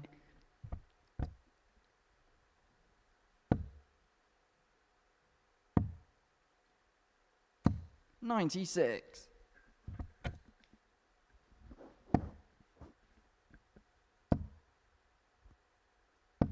$100. And I just wonder if you're, say, like Chaz Barstow sat in the back, you're on the same number of points, i.e. 0 as Ronan McDonagh. I wonder if you would rather him win that, because it just makes that gap between them just that little bit smaller. Kurt Parry got an opportunity here to go on to 2 points. Yeah, I think the players at the top of the table would just rather just focus on themselves, 94. And if everybody else kind of embroils themselves in their own mini battles, it's all to the better and all to the detriment of those at the bottom. Ronan's scoring, as I say tonight, has been absolutely exemplary, and he's got an opportunity here because of that to open up a 2-0 lead in this game. 56. Tees up nicely on a double after 15, and Kurt Parry way back on 184. 60. Ronan, you require And it 40. seems as if he's gone back to the old equipment as well, Kurt Parry. There's been a change of the setup in this particular game. He was playing with a different set in game 1 and game 2 as McDonagh opens up a 2-0 lead. He was playing with the Valhalla darts. Third leg, it's Kurt to throw first. Game on. But forget about Valhalla. You feel like he's in purgatory right now. 140. And when you are the player that is kind of experimenting with different darts, different setups, that temptation to go back to an original set, that's always there if you take them with you. 140. And I can imagine as well, if he plays well with this particular set, it'll be what he'll be thinking in the back of his mind, why did I change anyway?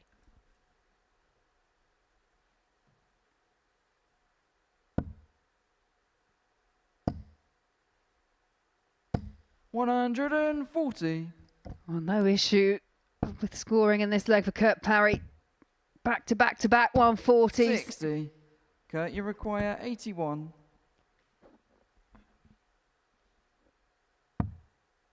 Double 12 for an 11 dart leg. More like it from Kurt Parry. Fourth leg, it's Ronan to throw first. Game on. And that's just put McDonagh on notice. 60. He was at 2-0. He looked rather comfortable in the contest, but Parry piling in the 11 dart. Yes, it was only on throw, but just gives Ronan the proverbial 60. tap on the shoulder. It definitely gives you something to think about. Especially if you're in the position that Ronan's in and you're chasing down that first win and you watch your opponent whack in an 11 dart leg. You think, oh, I hope he doesn't keep doing that. Yeah, they're quite hard to beat, aren't they? 134. They're not the easiest, I'll give you that. Just pile in 9 darters against the throw and 12 darters on throw and you'll be absolutely fine.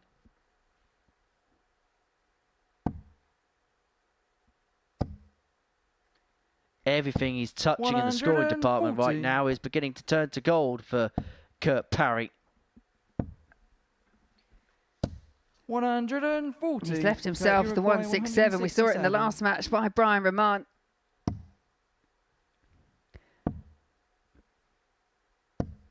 $97. Ronan, you require Wonder whether 158. Ronan McDonagh, if he loses this game, will just begin to have that sinking feeling.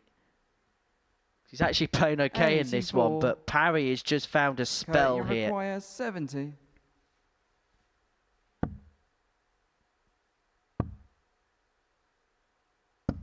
Game shot in the fourth leg, Kurt Parry. Yeah, and that spell is continuing 2-all from a position of being 2-0 down. Kurt Parry finds a way to equalise, but he's equalised in 11 and 15. Brings his average up to over 95 at this present moment in time. 140. And it's an average that's going up.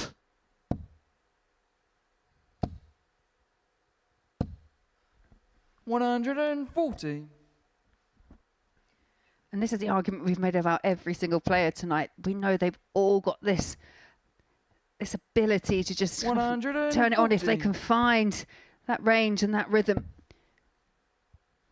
And in formats like this, where it's only best of 7, sometimes that spell is more than enough just to get you over the line. You don't need that kind of consistency you'll see in a match play type format. 180. These players locking horns, 140 back to back 140s for both players to kick off the leg, but the 180 from Kurt Parry, 41 for a second 11 dart leg in the match, and it is Kurt Parry who is now one within a 4-2 victory.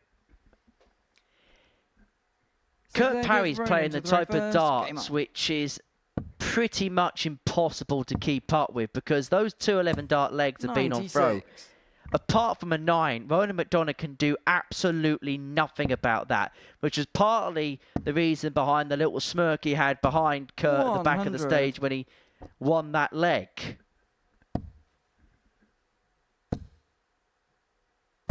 $180. But he's mounting a response. It's the first maximum for McDonagh.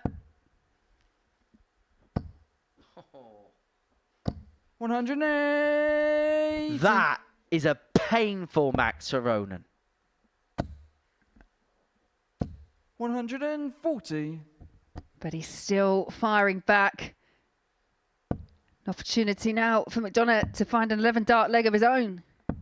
57. Ronan, you Get the feeling 85. tonight's just starting to catch fire. I really like how gutsy this guy is. Well, that was very 69. gutsy. He got his dart at a double. But my word, was that a risk in that spot. For the match, the 164 don't go. 84. Ronan, you require 16. Well, this to force a decider. No score. And that's the point where those thoughts of missing 80. doubles creep back into the mind of McDonagh. Parry may only get one. He is only going to get one. At a very blocked target. 60. Just drops low. McDonagh's going to get 3 more, but they're the only Ronan, 3 you he's going to get require you since from here on 16. in.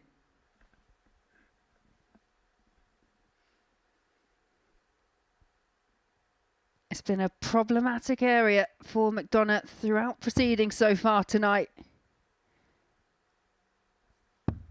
Game shot. But he adjusts well with the second dart there. Does force a last leg decider. And you know what? A game of this quality deserves a last leg decider. The first one of the night, actually. We've had a few 4-2 score lines, but the other two going 4-1. Averaging a ton. McDonagh 92.68 going into this last leg decider. Best game of the night. 140. And almost the perfect start for McDonagh. That's the 7th 140 for Ronan McDonagh.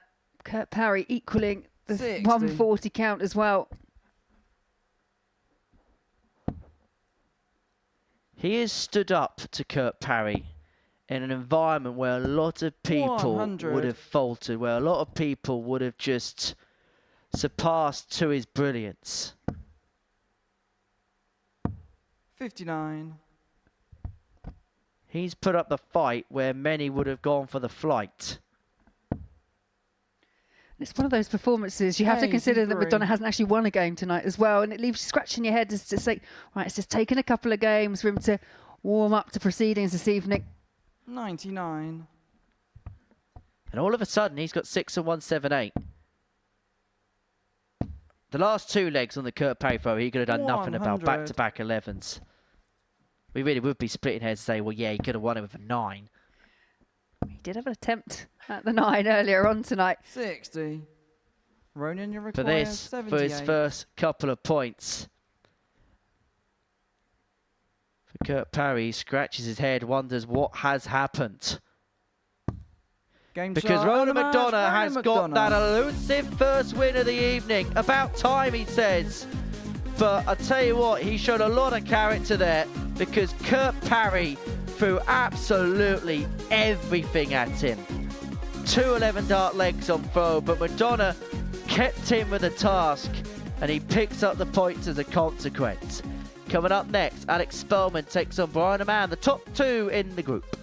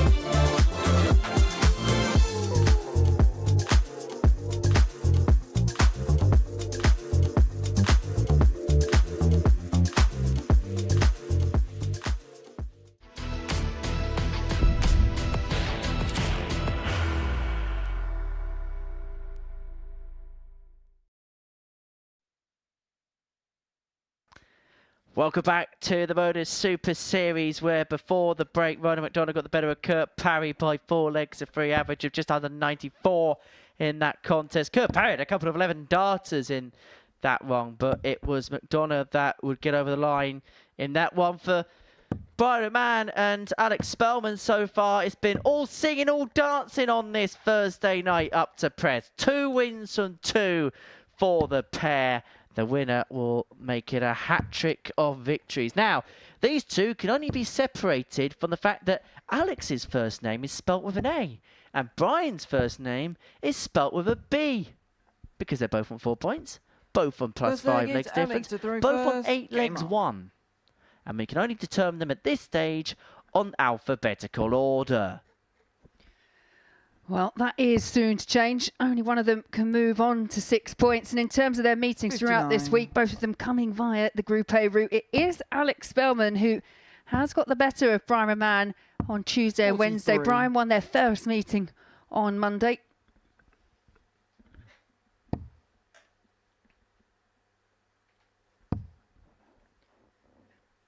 But as we have moved into this second stage of Group B this evening, I just feel like it's starting to heat up. We said we hadn't quite seen the very best from all the players in their first game or two, but Brian Raman, 91.5 in his last 4-1 victory over Chaz Barstow, but finishing 4 from 5, absolutely exceptional, including the 167. 180.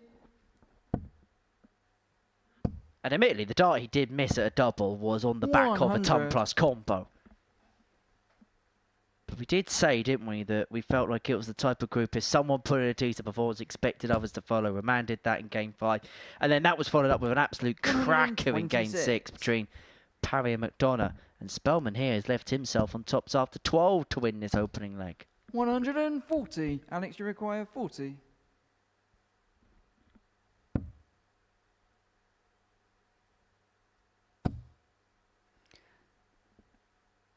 Shuffle across the hockey because those first two sat right on the wire. You require 160. Oh, Raman's not going to find the 160, so Spelman 92. Will be afforded 3 more Alex, you require at the top 40. target on the board.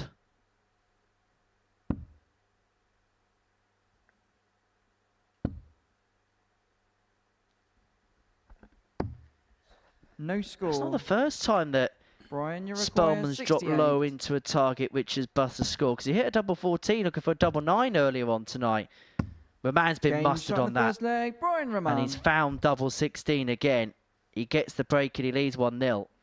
Both players you saw there shaking their heads because Brian Raman knows he's pinched that leg from Alex Spelman, who dominated throughout, but 6 starts, missed at a double. You cannot afford to do that against these players. 145.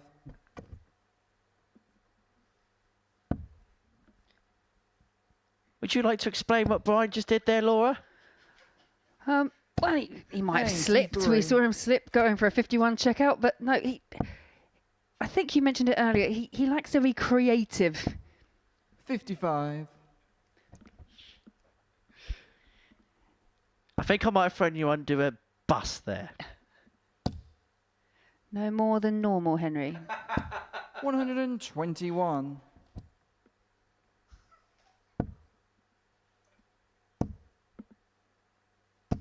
100.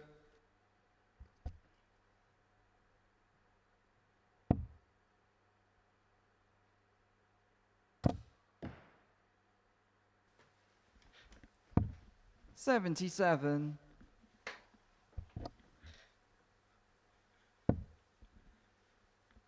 Oh, a man, 6 darts here from 2-1 to open up a 2-0 lead. Spelman missed 6 darts to win the opening leg of the contest, and how he may rue those potential misses later on and further down the line. 45. Brian, you require 108. Yeah, although there is a way back when you're broken early in a match, the way these two have been playing, it's difficult. 100. What I will say for Brian Raman, the last couple of matches, his finishing has been exemplary. You need to try at all costs to stop him getting 99. Down to a double. Brian, Spelman was poised 8. in leg 1. Game shot in the second leg. But Brian punished Raman. again in leg 2. 2 from 2 in terms of his doubling. Third leg, it's Alex. He was to throw 40% in game 1, Game 4 up. from 10, 4 from 5 in game 2, 2 from 2 here.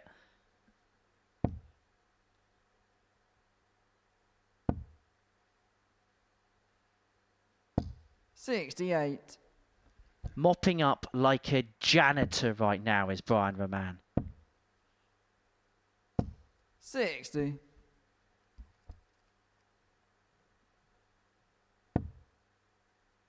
Princess, as you say, he moves on to 6 points, but 29. not just will he have a leap of Alex Spelman, but it'll be a 4-point gap from everybody else in the table.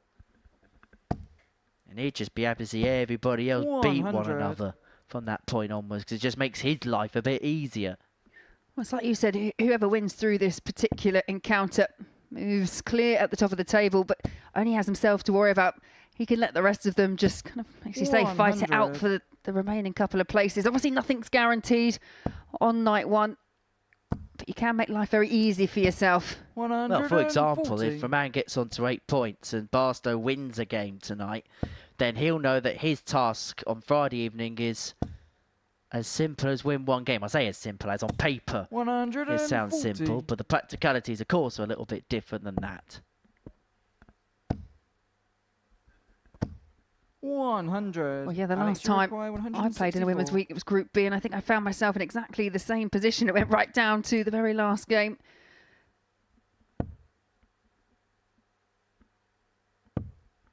Do I ask how it went? Brian, you require 101.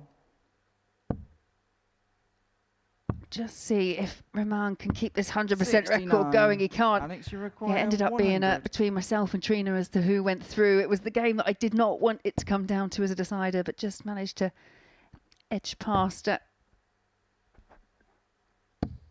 48. Sure, Brian, the you production require team are very 32. impartial for that one. As Game shot in Raman the third leg, mops up the Brian double Raman. 16 to make it freeze it. Double break accrued. Fourth leg, it's Brian to throw first. Game up. You see those finishing stats, 3 from 4. We've waxed lyrical about the finishing that Brian Raman has found over the last 95. couple of matches. But that 0 from 6, Alex Spelman's only been restricted to 6 darts. They all came in the first leg. Hasn't been down to a double in the last couple. The one thing this week that's impressed me about 180. Raman as Spelman hits his second 180 of the game has been how cool and calm he's been. Sometimes he's been found guilty of letting his 59. emotions run wild, but he's managed to keep everything as one this week. Well, that's 4. That's 5. That's 6 and the very best from 180. Spelman. What a spell this could be! Could we have more 91. magical moments Alex, you here require at the Modus Live 141. Lounge?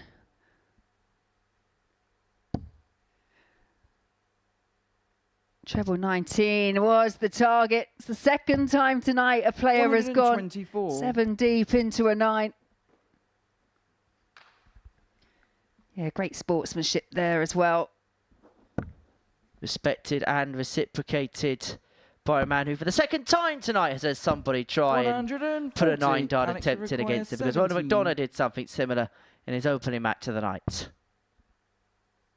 9-4, the MO, Game shot in the for fourth leg. another Alex Spelman. 11-dart leg. The third we've seen in a couple of games. Fifth leg, it's Alex to throw first. Game on.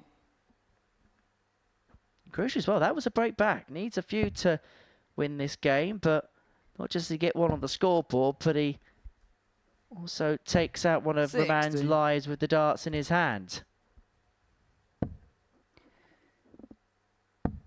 And how often do you see it when someone's back's against the wall? They 92. can produce these big moments, these big legs. We've just seen that from Spelman, but now it's about the maintenance. You need to keep the pressure on. 100. As I say, that's been the key difference for him this week is we've seen purple patches, 134. but it's been one great moment then followed up by something a little bit mediocre. And that's kind of why he's found himself in some of the positions that he has found himself in. There is a bit of an irony about the situation where he could well play the best darts he's played all night, yet find himself on the reverse of a defeat.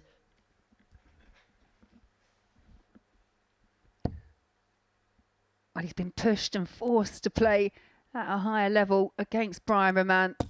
100. Once again, Brian Raman in a position where he should have 6 from here if he needs them, which he will. 59. Looking now to see the job through. And if he does so here, it will be win number 3 from 3 for the night for the Whittler. 105. Brian, you require 86. And it's his favourite double 13. Double 13 is pinned, and Brian Raman does come out a 4-1 winner. It was a case of missed opportunities early on, and you can see a little fist bump, a little bit of emotion from the Belgian. There's the tail of the tape, just over a 94 average, but again, 4 from 5 on the outer ring, almost perfection from Brian Raman. Well, coming up next, Ronan McDonagh plays Chaz Barstow.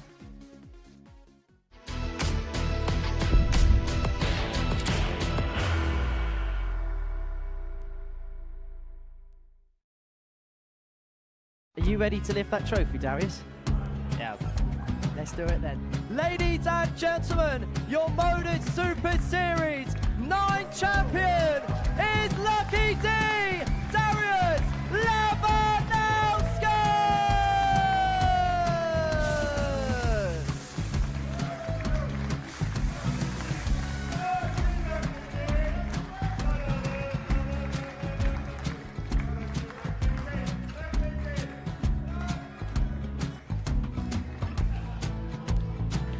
Well, what a wonderful night of darts we have seen, and we are ready. Our champion is ready, and it's trophy. So receive the trophy. £25,000. The new Modus Super Series champion, the Terminator, Marvin Van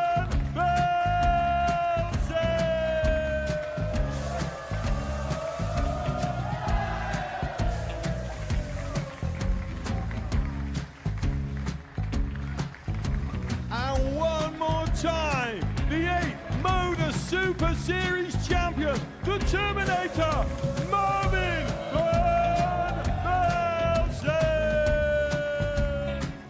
And the new Modus Super Series champion is Andreas Dirty Harrison.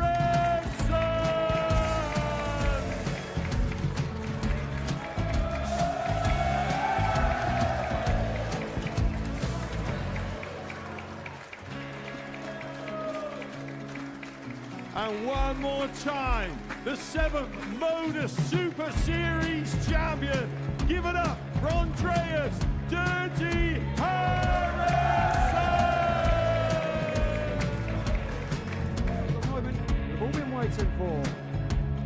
Would you please show your appreciation for your Series 6 Modus Super Series champion, Scott Taylor!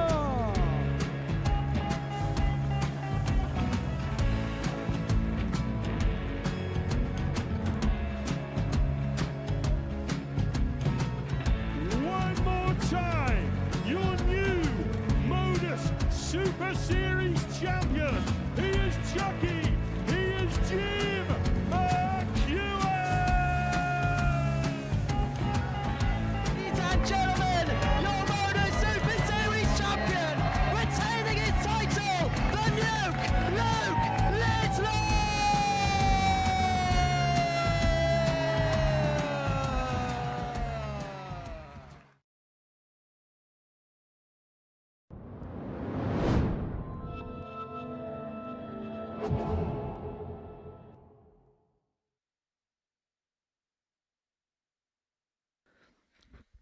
Welcome back to the Modus Super Series, where one by one, Brian Raman has whittled away the competition here on this Thursday night, getting the better of Alex Spelman by 4 legs to 1 to move on to 6 points. And so Raman in a very good position in the group. Game 8 is Ronan McDonagh's last game of the night. Chaz Barstow at the halfway point of proceedings for this Thursday evening here in Portsmouth. It's a meeting of the bottom two.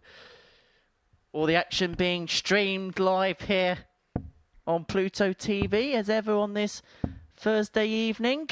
First leg is Ronan. Hope you are enjoying the coverage wherever you are watching across the world.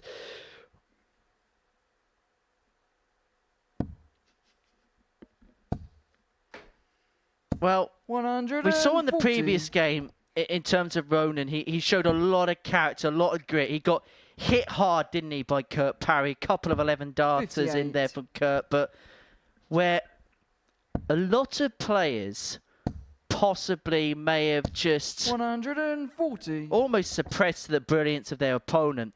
McDonagh took the game to Kurt and ultimately got the points as a result of it. Yeah, arguably 55. the best match in terms of how even they were, in terms of the stats, in terms of everything. And I think Kurt Parry would be very disappointed not to have picked up a couple more points, but it's all credit to that man there, Ronan McDonagh.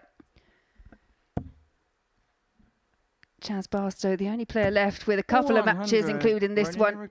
And you feel there are a couple of important matches for him because he is lagging at the bottom of the table on 0 points. Game shot in the first leg. Well, McDonagh. that's some way to set your stall out. 12 darter for Ronan McDonagh. Second leg is Chaz to throw first. Game on.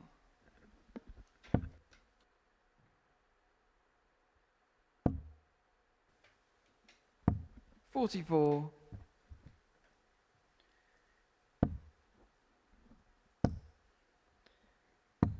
.61.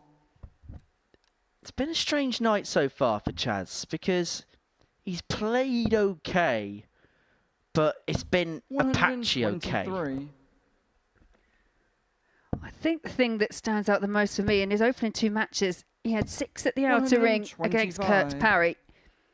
Just the 3 in that 4-1 defeat at the hands of Brian Raman. He's been really restricted. And one element of his game, which is normally key, is the scoring power that he possesses. And that's what he's missing tonight. Because at his best, he is up there with 42. anybody, I mean anybody here, in terms of the biggest beast in the power scoring department here at the Live Lounge. 100.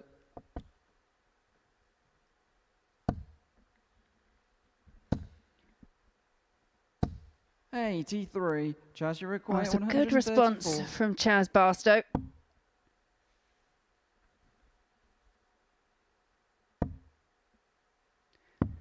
Yeah, single 15 for tops.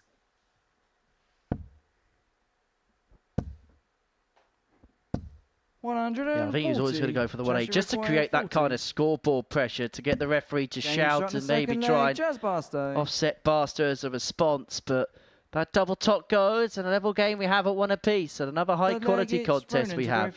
Game on. They're beginning to fire on all cylinders now. 84. I wonder what we expected from this group is just beginning to come to fruition a little bit more now. 96. Players just moving through the gears. Such an inviting first start. And fills up the bed for the first maximum of this match. Don't know about you, Laura, but does it feel like Ronan's really picked up the pace here? 180. Very much so, but it's a 180 in response from Chaz Barstow. 140. This is brutal so far. This is everything you want to see from a game. 97. Both players throwing the kitchen sink at one another. 61. Chaz, you require 144. This was the magical target that McDonagh missed earlier on for a 9, and Chaz not able to find the first. 60. Ronan, you require 36. And so double 18 for McDonagh to move himself 2-1 in front. Double 9 goes. 14 darter 106.32 the average right now. Fourth leg, it's Chaz to throw first. Game on. And that goal from the averages has been because McDonagh has been very, very good, very efficient on throw. All he has to do, win 4 on throw, job done. Which on paper sounds very simple. 59. Yeah, it's quite easy for us, isn't it? Sat up here, watching over the game. It's easy to explain. It's very much harder to execute. 108. But Ronan McDonagh, after a really slow start in his opening couple of matches, has just found an extra gear or two. He's finding that first dart beautifully right now, is Ronan.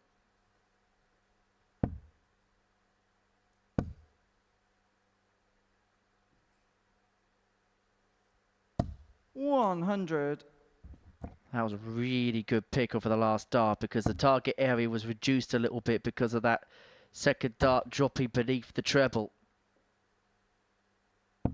45. Ronan, you require 121.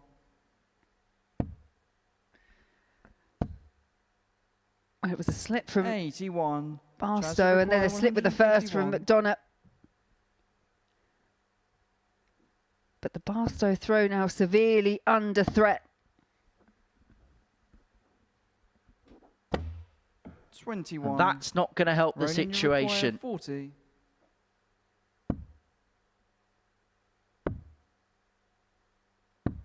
Game shot in the fourth leg, Ronan McDonagh. And all thoughts of missed doubles for Ronan McDonagh now pushed to the back of his mind. He just cast your mind back a few matches ago against Alex Spelman. 18 at the outer ring, just 1 found. Well, you felt if he could twin the scoring power with decent doubling, even half decent doubling if the truth be told, he was going to be dangerous. And he has 96. put both of those facets of those games together. And have a look at this for a contest. 12, 16, 14, 15. The amount of darts needed to win legs. 137.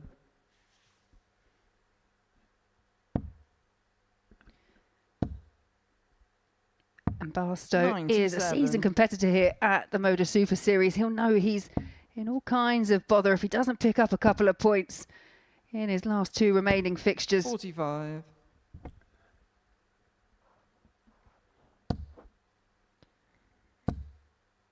Barstow maybe needing a bit of a toe in terms of picking points up if he loses this one.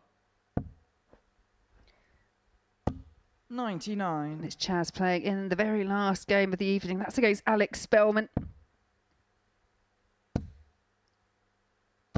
140. And it may well be a case he may have to go into that game searching for a win. McDonagh leaving himself on a double after 12 to complete a 4-1 win with an average in excess of 107. What a performance that was from Ronan McDonagh. An average of 106.74. Everything just went right there for him.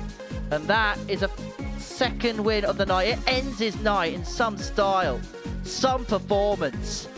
He beats Chaz Barstow 4-1 with a brilliant average. Coming up next, it is Raman against Parry.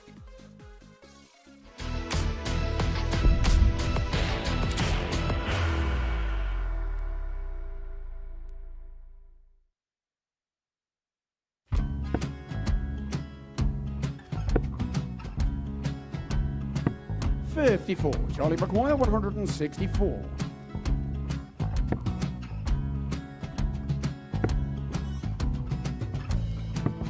$44.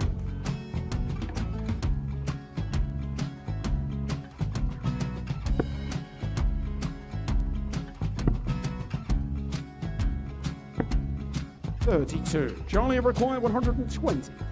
Well, 120. He's got a fair, at least 2 handfuls at this. Just needs to stay 60. there. That's a good shot. Halves his score. Leaves himself on a 2-darter.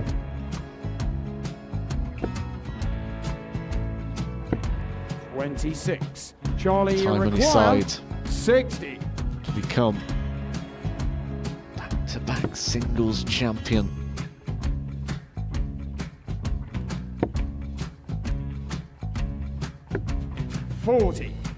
Definitely a couple of nerves in those last two darts, but he'll be coming back. It's a moment he's been in before this situation. Standing at the back of the stage, approaching the hockey with a chance to win the title.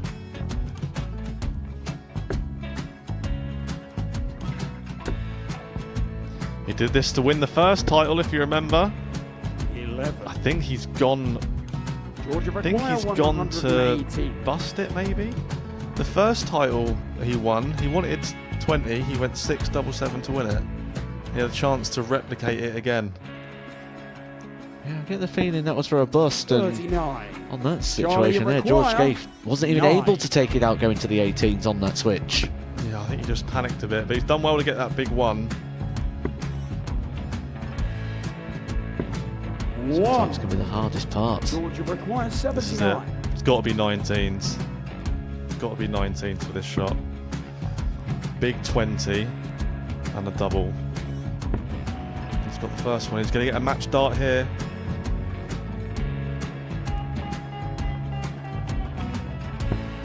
$59. Charlie, Threw the entire body into that 8. one. Just didn't want to let go of the dart.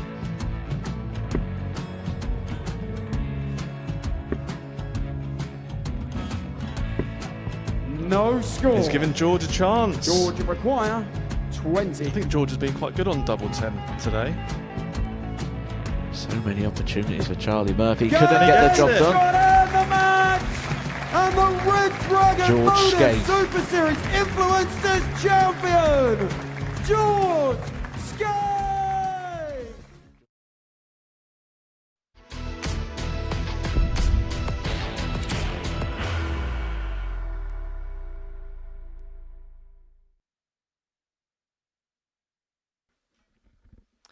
Welcome back to the Modus Super Series, where before the break we saw an incredible performance from Raman McDonagh, an average of 106.74 in a 4-1 dismantling of Chaz Barstow.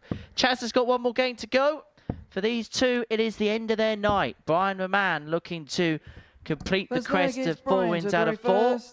Looking to complete the riddle up against Parry, looking to get his second win of the night, and it would bunch things up a little bit in the group table if 92. he was able to do exactly that.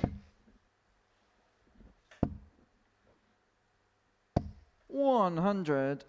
It's been a really mixed night, you would argue, for Kurt Parry. Slow to get off the mark against Alex Spelman, losing that opener 4-2. Battled past Chaz Barstow for that lone win you mentioned, and then his best performance of the night came against Raman McDonagh. A 96.5 average, but no return in the end because he lost 4-3. 96. Well, Parry's overturned the throw in this opening leg, but may have just handed that initiative straight back to his opponent. Well, his shirt might be ladled with question marks all over, but Brian Raman has pretty much found the answers to everything tonight. And he's now looking to find the 94 to take the opening leg of this particular encounter. 54. Kurt, you require 68.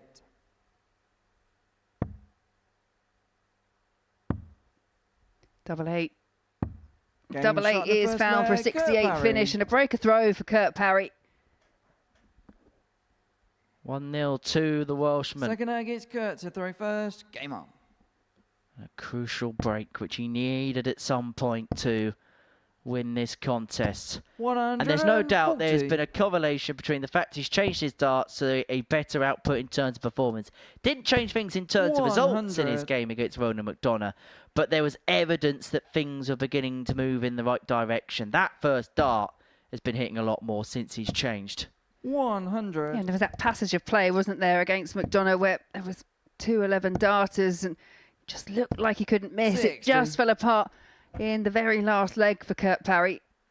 And I'll be honest, he's the type of player that you'd never look at as a real tinkerer. 100.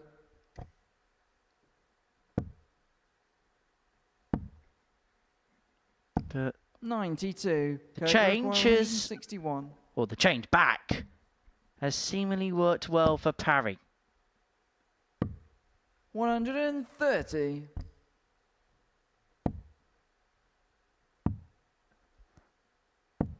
$57. Kurt, you require 31. After finding that early break, an opportunity to double the lead. Game shot. Double the the lead, leg. he does. Kurt Parry. 14 data, average of 103.66, and Parry 2-0 up in under 3 minutes. He gets this done quickly. Brian Raman may 56. have his own 4-0 record done against him again. He was on the receiving end of a 4-0 trouncing of Tom Sykes within the space of 5 minutes and 38 seconds. And if Parry gets a wiggle on here, then he could well possibly break that record. But Raman wants to shut that theory completely down. 45. First maximum of the match and no response from Kurt Parry. 43.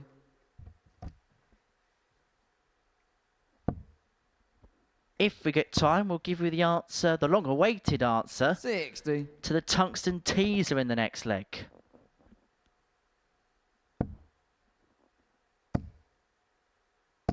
$140.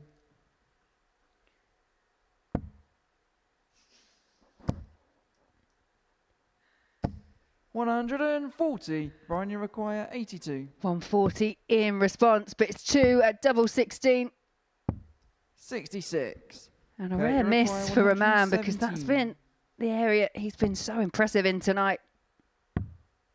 It's double top for 3-0.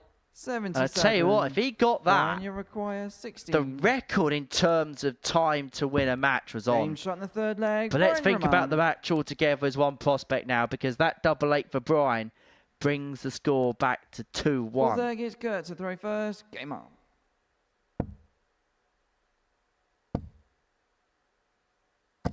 $140.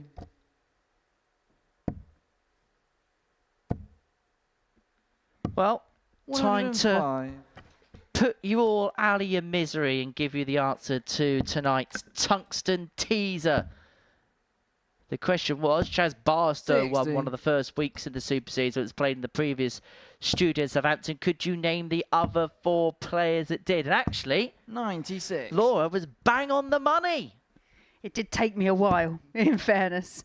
But yeah, Darryl Pilgrim, Graham Hall, Lee Evans, and Rob Owen. 125. And you get a prize of absolutely nothing. Brilliant. 100. Apparently there's no budget for prizes. Either that or they just don't want me to 100. continue the feature.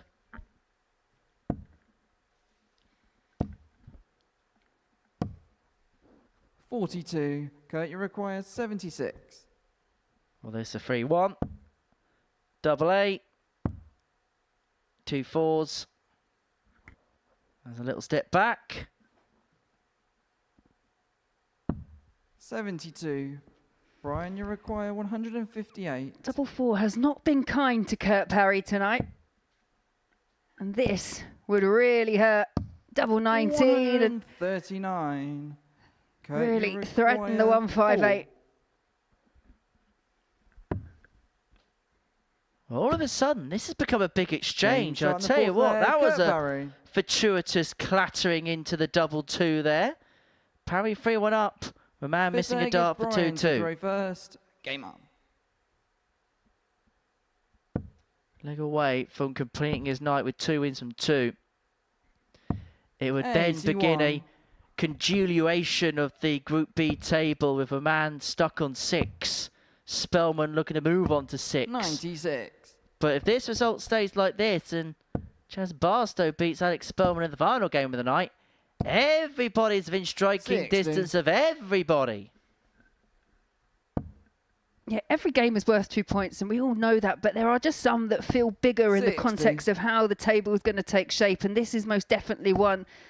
And as you say, if it's Kurt Parry that gets across the line, then Chaz Barstow in the back 56. room must really sense that there's still an opportunity for him to get back into the table. And Chaz would have seen his good pal, Rob Collins, be involved in a Group B 127. situation where it looked absolutely impossible for him to make it through, but did make it through.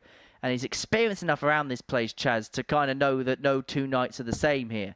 For good, for bad, for indifferent. 98.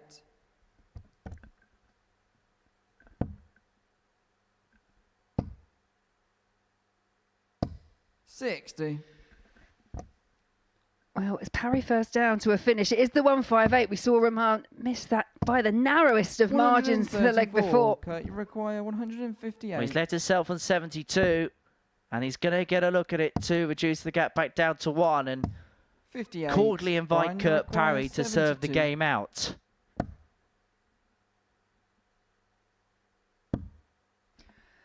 Tried to force the issue, tried to find a route 40. through to the single 20 and Kurt, you require 100. missed the big number. Double top. 80. Brian, you require Two match darts 32. have come and gone. Raman having survived a scare to stay in it. Game Double shot on the 16's fifth leg, found. Brian He Raman. keeps himself alive, but just has to break. Big leg, it's Kurt. to Parry throw first. with the throw to Game win on. the match. Raman at the back of the stage, just trying to get some adrenaline pumping. 100. And I know for Raman, it won't be a disaster if he did lose this particular game. How much more comfortable it will be for him coming in tomorrow on 8 points. The confidence, knowing that he's gone through the card as well. And particularly if he does it from here and the way he would have done it as well. 85. He has had to battle away for some of the wins that he's had tonight. It's not just been 128. handed to him on a silver platter. The scorelines may feel like it's been suggestive of it. 100. 4-2 win against Ronan McDonagh, coupled up with 4-1 wins over Chaz Barstow and Alex Spelman. But in both of those 139. games, he had to survive some edgy moments, got his nose in front, and then kind of kept his foot on the throat from that point onwards. 140. Brian, you require 54. Well, it's a tap on the shoulder from Kurt Parry, but it's 54 hit for Brian Game shot on Raman. the It's sixth cleanly leg, taken Brian once Raman. again. And as you say, it's really, really changed the context and how this match feels. Seventh and final leg is 11 Brian to throw darter first. against Game the up. throw to take us all the way. Kurt Parry's getting Kurt Parried. 92.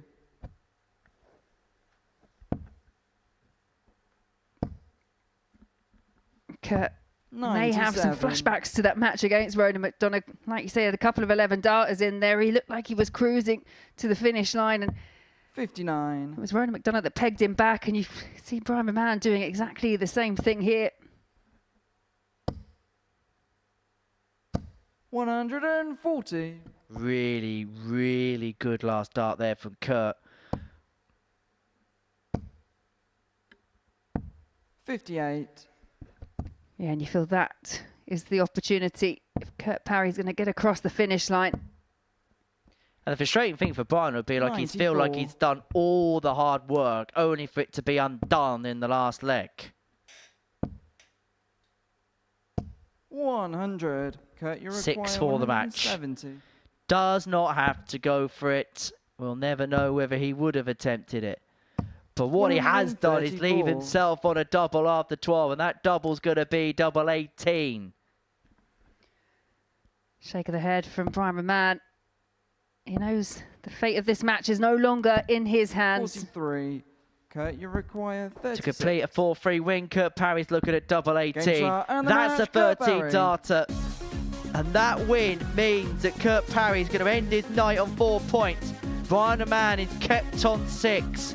It was a very good start to the evening. He fought back in that one, but he was unable to complete the card, was the Belgian. So Kurt Parry, with an average of 97.24, he really upped it as the night came to a close. He beats Raman 4-3.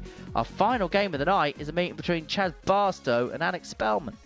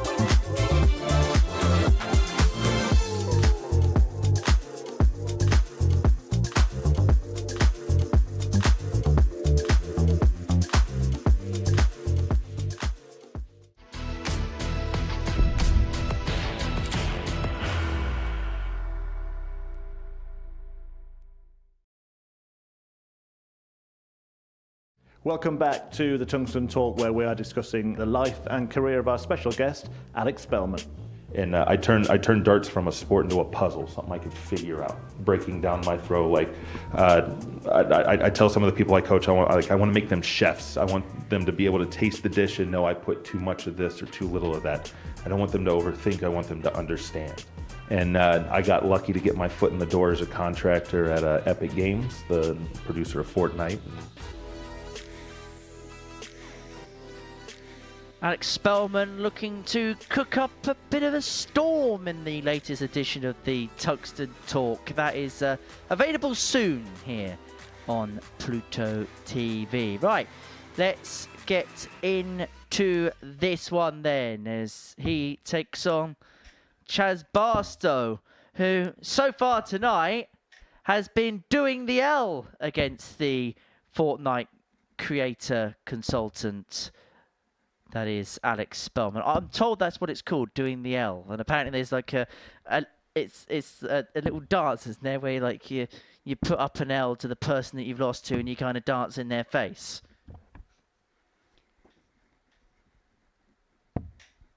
I mean, I'm sure it's something my kids would know. I think the more traumatic thing that I've just taken from that experience is the fact that you're dancing in commentary. Chaz to throw first. No one needs to see it. It's not as if there's a camera in there, is there, to kind of capture that sort of nonsense. 57. There's another one, isn't there? Is it the griddy? Is it the griddy? The one where, or is it the floss? I don't know. Is it There's definitely a floss. That one I do know. That's the one where like you. Don't try it, Henry. You might hurt something. And it's a bit difficult to do with a microphone in hand as well. 180. Barstow piles in the max. He needs a win. That's all we do know. And if Spelman can win this, then him and Raman will both be level on 6 points going into 44. Friday night's play. It's interesting to hear Alex Spelman talk about the dissection, as you mentioned in the Tungsten talk there, that little teaser that we saw, how he dissects the throw and just looks at it from a very different 58. point of view. And I wonder what he'll make of tonight, because I think he started off and he was definitely playing at a high level. Won his opener 4 legs to 2, backed it up with a 4-1 win. But I just wonder if he's just been caught off guard. That match with Brian Raman, it was close, it was competitive, but going down 4 legs to 1. Well, this is where the night can all suddenly change for Alex Spelman, having been perfect at the midway point. Loses this one, then he'll be 2 from 2, and we're talking about the problems Ronald McDonagh would have had overnight, then well, he would be on exactly the same kill to as him.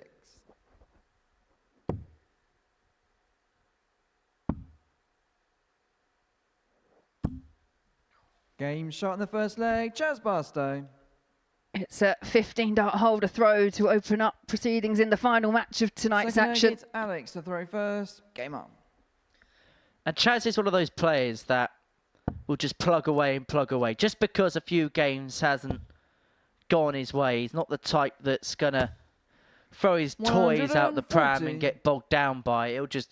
He'll just carry on. He's one of those players that you kind of physically have to drag off the stage. That's his kind of temperament and mentality. 96.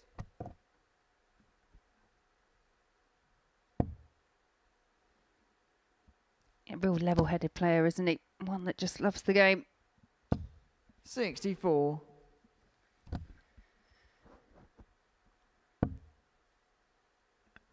Again, seeing quite a bit of emotion, bit of frustration in the background from 34. Alex Spelman.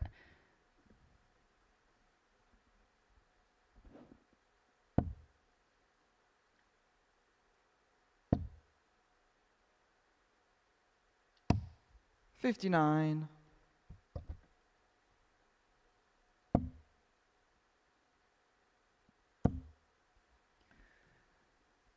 Another 2 in for Chaz Barstow. 140. Not quite a second max, but puts him right back in this leg.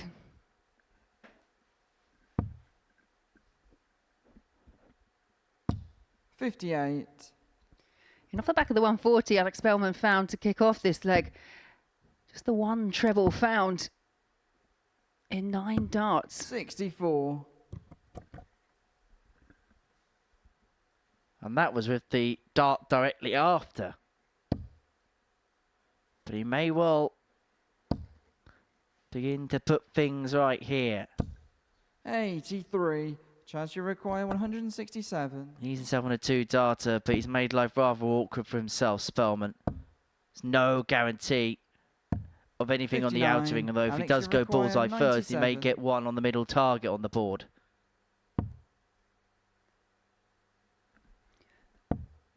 Treble 18 would have left the double 12, so it opens up a chance here for 57. Barstow to double Chaz, his you lead. require 108. Again, 108. Most definitely not a given. Was looking for Shanghai on the 18s. 96. Alex, you require 40. And so tops to square the game up.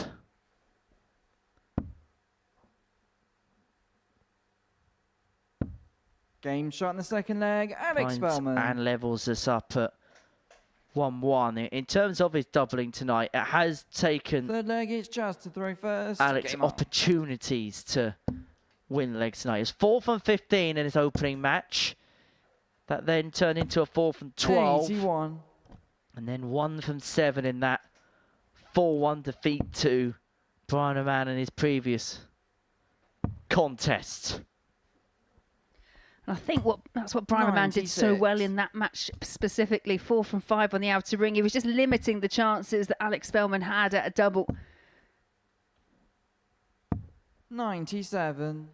And that really is the key in this group. And I know it sounds a very simplistic thing to say, but you cancel out opportunities for your opponent, then you give yourself a better chance of winning. I know that sounds simplistic, 100. but it is a much easier said than done task. Yeah, and I know I mentioned this in the last match, but it's what's happened to Chaz Barstow throughout most of this evening. 140. Chaz had hit 2 out of 6 in the first match.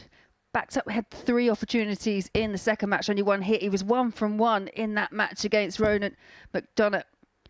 In fairness, Ronan McDonagh hit in the 106, but he's been really limited when it's come to opportunities to see off legs.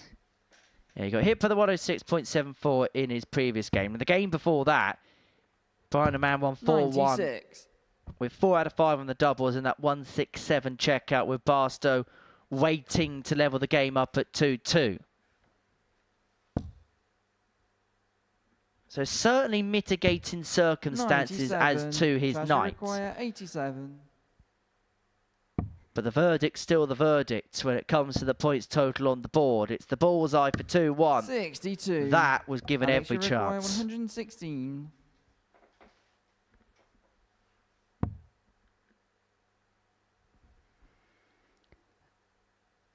Nineteens you feel would be the target once again.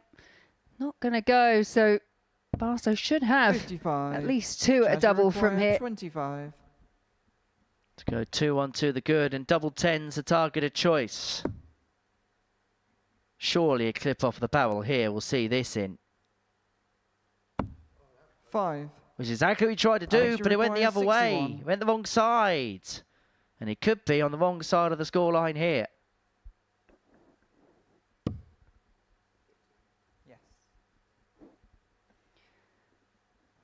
He's gone the 25 route, 15 found, so 46 remaining. It's 1 in hand at tops. Game shot. Only 1 needed as a Alex 61 Spelman. finish, and still a shake of the head from Alex Spelman. Clearly not happy. But if you're Chaz Barstow, they're the ones that hurt. See your opponent miss the 25 and then mop up, pop, pop. That'll hurt a little. It will indeed, because Chaz had 3 darts to see off the leg, admittedly 1 being at the bullseye. 99.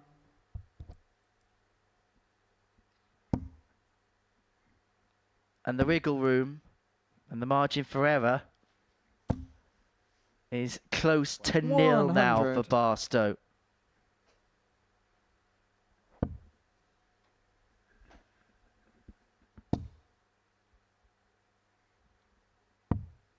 $99.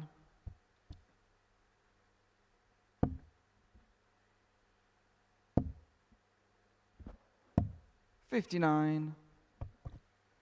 Because if he loses, it's not just as he's on 0 points, but he's 4 points adrift.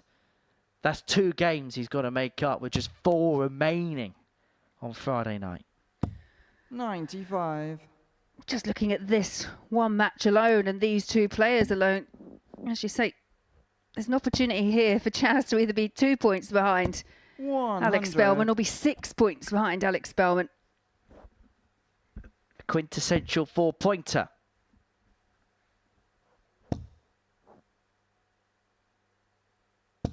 $140.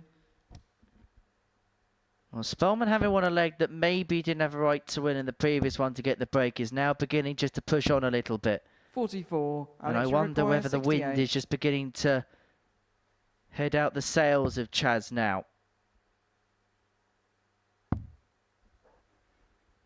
One dart once again, tops the target 48. once again, but not found. But luckily for Spelman, Barstow nowhere near. 133. Alex, you require 20.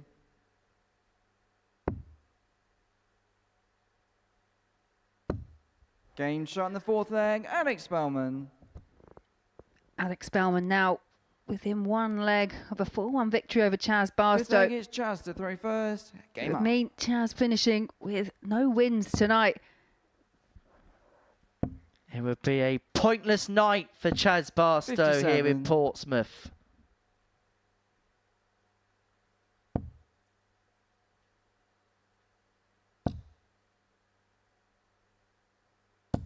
$100.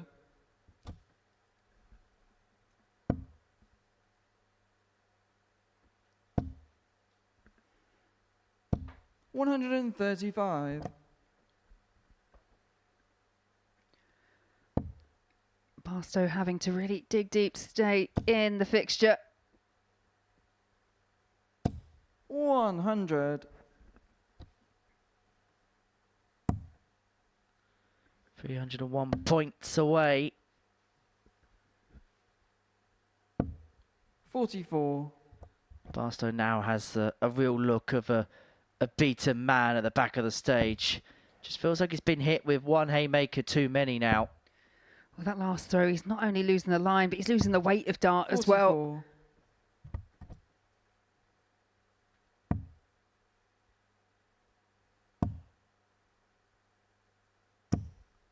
117. A bit of a deflection with the last, but is first to a finish.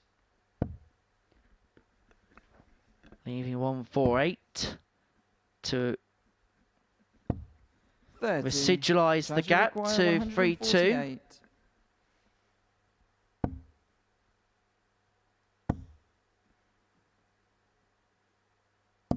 60.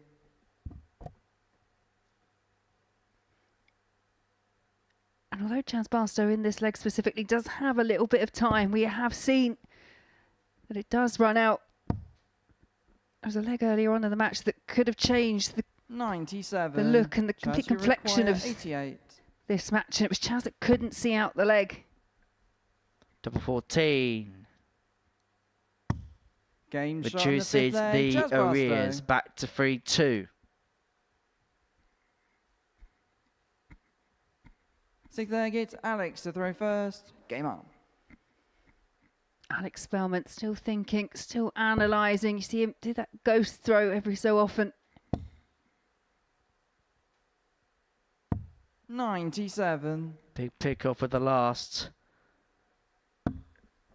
Just to keep Barstow at bay. 121. Just beginning to find a bit of a second wind here is Chaz. Yeah, and he needs it. He really does. Because for me, if you're going into tomorrow and you're that much cut adrift from the rest of the field, 100. yes, you might make a bit of inroads, but it's an almost impossible task.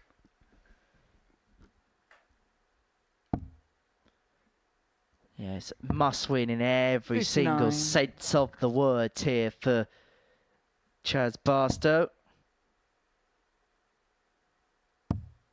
Reminder that we're going to be back for a double session day once again 58. on Pluto TV. Plenty of sport available across the Pluto TV channels. We'll be live for you from 1 o'clock in the afternoon, then 10 p.m. in the 30. evening to see this group come to a culmination. Then we'll be live on Saturday night from 7:30 p.m. to see who the first player through to Champions Week 12 is going to 140. be. Spelman, that 140, leaves himself on the cusp of victory. Yeah, Spelman then really 57. did punish Alex, the you require trebleless visit from 106. Chaz Barstow, and it's another one for the man from Winchester.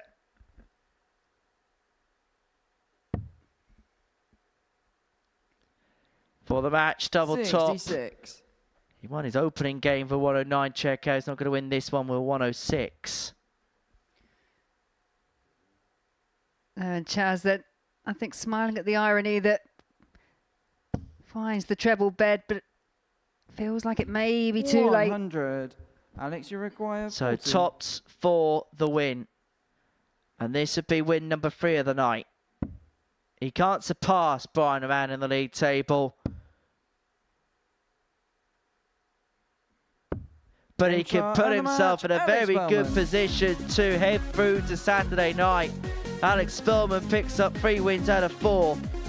At times, it felt like hard work for the Jackal, but he's managed to unshackle himself following the pain at times of Group A.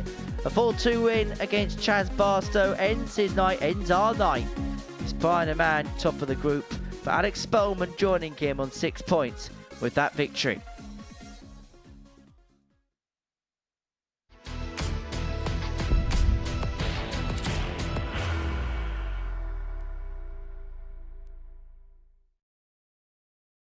Are you ready to lift that trophy, Darius? Yes. Let's do it then. Ladies and gentlemen, your Modus Super Series 9 champion is Lucky D, Darius Labanowski!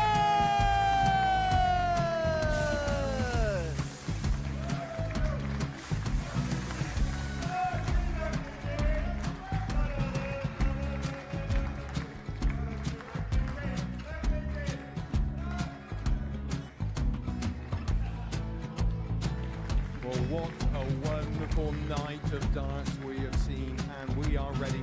Our champion is ready, and it's trophy. So receive the trophy. £25,000.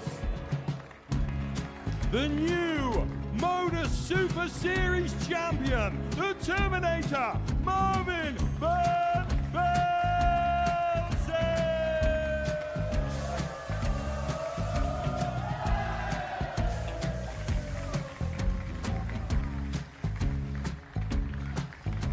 And one more time, the 8th Modus Super Series champion, the Terminator, Marvin Van Velzen.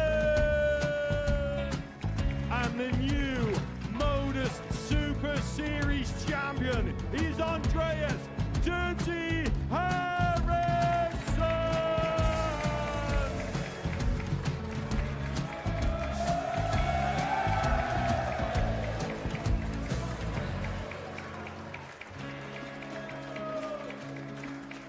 And one more time, the 7th Modus Super Series champion. Give it up for Andreas Dirty Harrison! The moment we've all been waiting for. Would you please show your appreciation for your Series 6 Modus Super Series champion, Scott Taylor!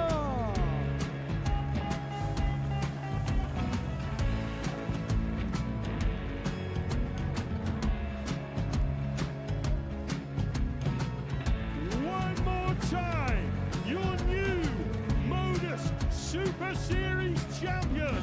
He is Chucky. He is Jim McGuire. Ladies and gentlemen, your Modus Super Series champion, retaining his title, the Nuke, Luke Littler!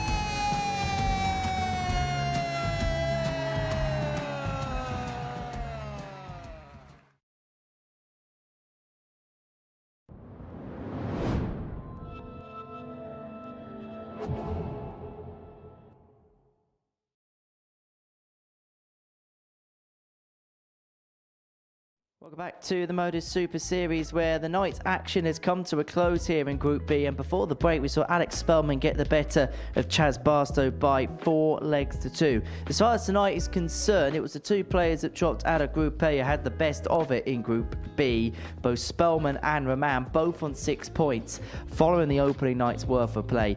It is Brian who leads, courtesy of a superior legs difference over Alex. Parry and McDonagh, both with 4 points respectively. Chaz Barstow has got a lot of work to do. No points, no wins from his opening night's worth of action in Group B. Well, Alex Spelman won the final game of the night. He's on to 6 points overnight, and he joins both myself and Laura Turner here in the studio. Alex, many, many congratulations. On to 6 points. I suppose first and foremost, you're really happy with the points total, the wins that you got tonight. Absolutely. They were a bit more hard fought than I wanted. I got a lot of help from my opponents, and hopefully they do that again tomorrow. We could see at times that you were getting a little bit frustrated with things out there. Yeah, when you know what allows you to be successful, and your mind and body want to do something else, it's almost like an internal battle. If I just let it flow and I throw quickly, like I did the last couple days, and even at the international pairs, I try to just let it go, and I didn't play very well. So all day today I worked on slowing down, and tonight when I was able to do that, I played very well, probably better than what I had the last 3 days. But it just, halfway through a match, I just wanted to get back, and then like I said, I fought through it. I've done it before. It's probably going to happen again. So experience got me through tonight.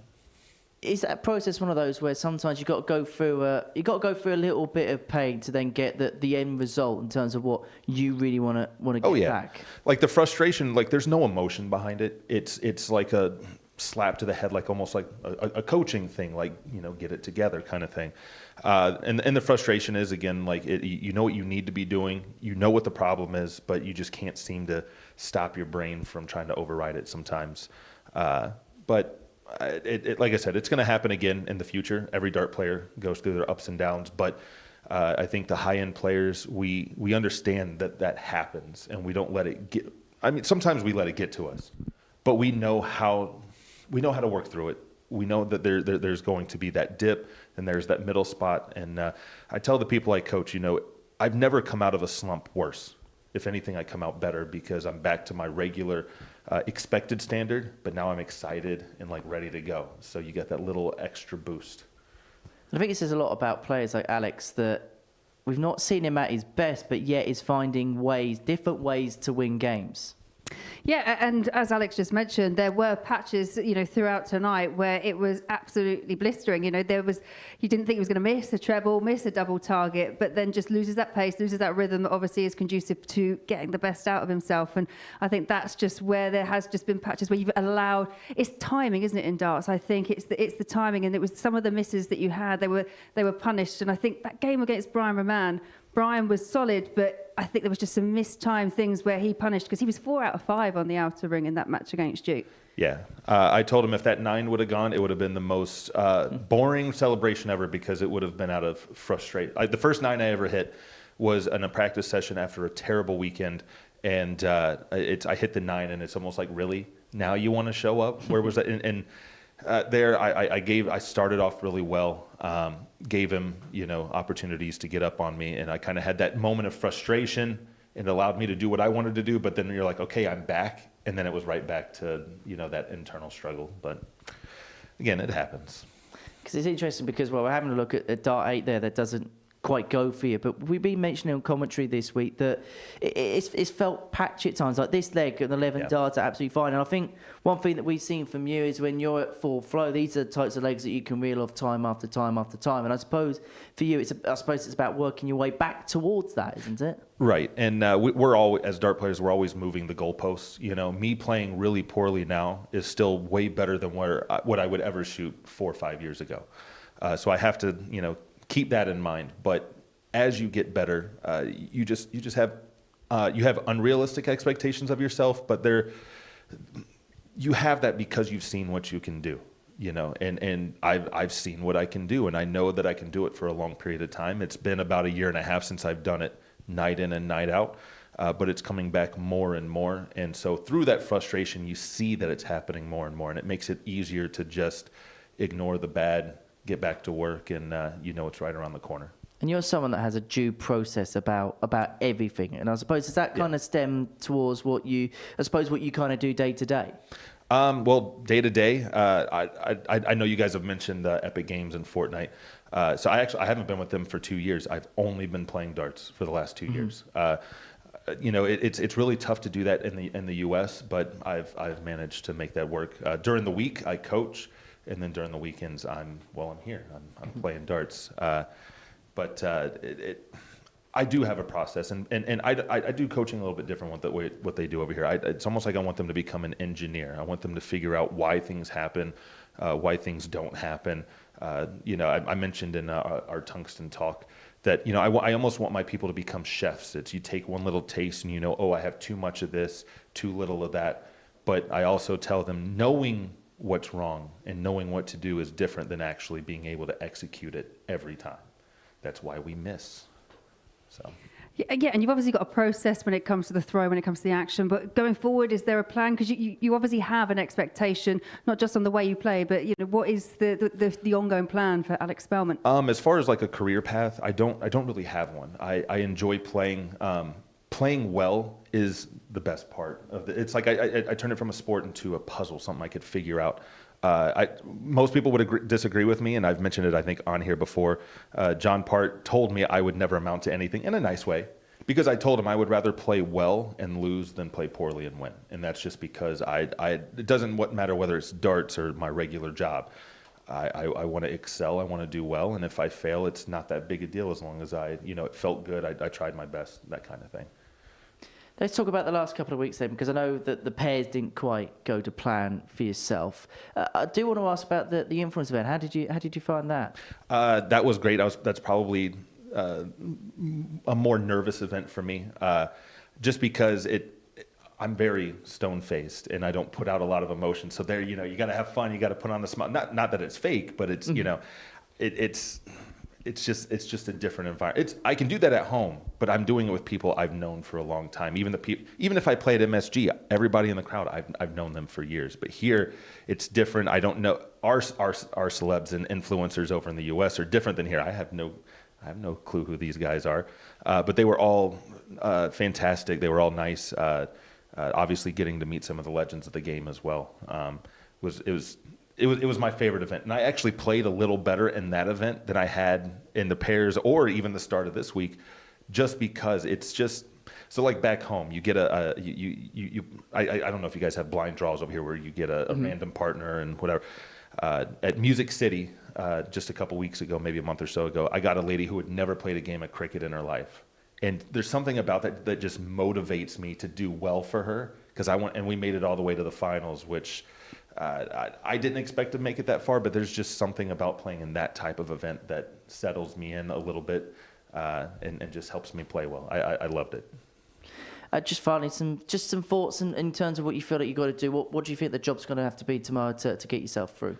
I had a lot of help today. I don't expect to get that same help tomorrow, but today was when I say it's the best it's felt, I just mean the number of legs I had where I was able to do what I wanted to do was a lot higher than anything I've had in the last week since showing up. So if I keep trending to every day I'm getting a little better, that means tomorrow I expect to be a little bit better and still be able to pull out some results. Overall, it's been a good night, hasn't it? Yeah, it's been really enjoyable. It was competitive. It was close. It was exactly what we thought. There's already a player cut adrift, but it's still quite congealed with the top four at the moment. So it'll be interesting to see how it all plays out tomorrow. Laura, thank you very much as ever. Alex, thank you for popping up for a chat. Many congratulations on tonight. Plenty coming up across Pluto TV. Plenty coming up next, where Chaz Barstow is involved in a tungsten talk, talking about happier times than perhaps tonight was for him. That's coming up after the break. Carl Wilkinson, I never know, he might be bringing that hat with him tomorrow from 1 o'clock as Group C comes to a culmination. The story of the week has been Stein de Klerk so far, the ADC European qualifier who won Group A. He's the first player confirmed through to Saturday night's final. That is live from 7:30 p.m.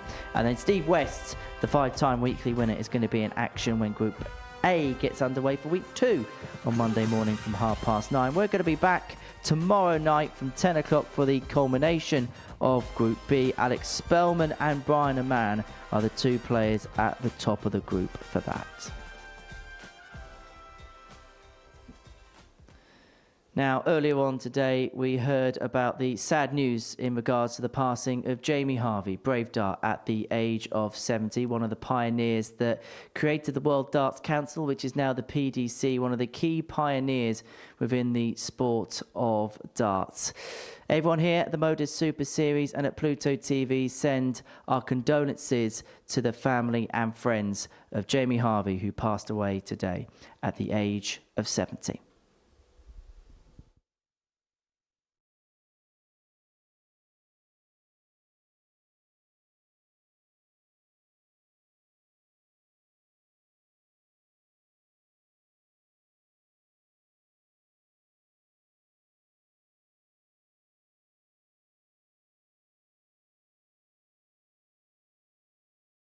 Are you ready to lift that trophy, Darius? Yes. Let's do it then. Ladies and gentlemen, your Modus Super Series 9 champion is Lucky D, Darius Labanowski!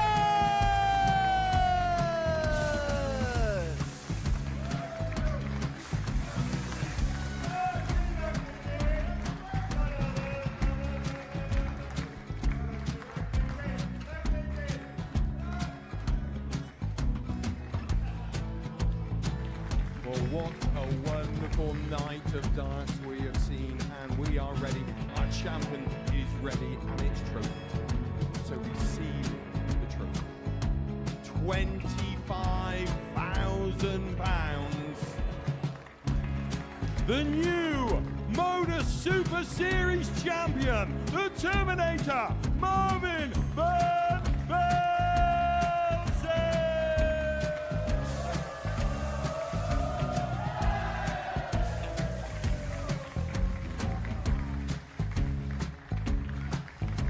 And one more time, the 8th Modus Super Series champion, the Terminator, Marvin Van Velzen. And the new Modus Super Series champion is Andreas Dirty Harrison.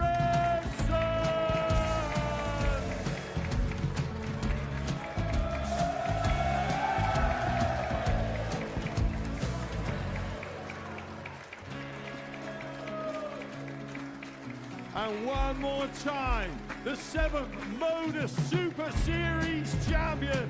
Give it up for Andreas Dirty Harrison! The moment we've all been waiting for. Would you please show your appreciation for your Series 6 Modus Super Series champion, Scott Taylor!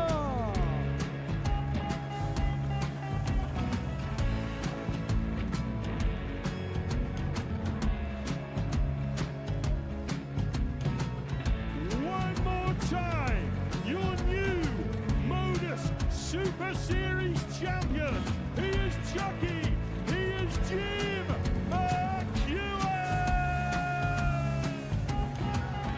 Ladies and gentlemen, your Modus Super Series champion, retaining his title, the Nuke, Luke Littler!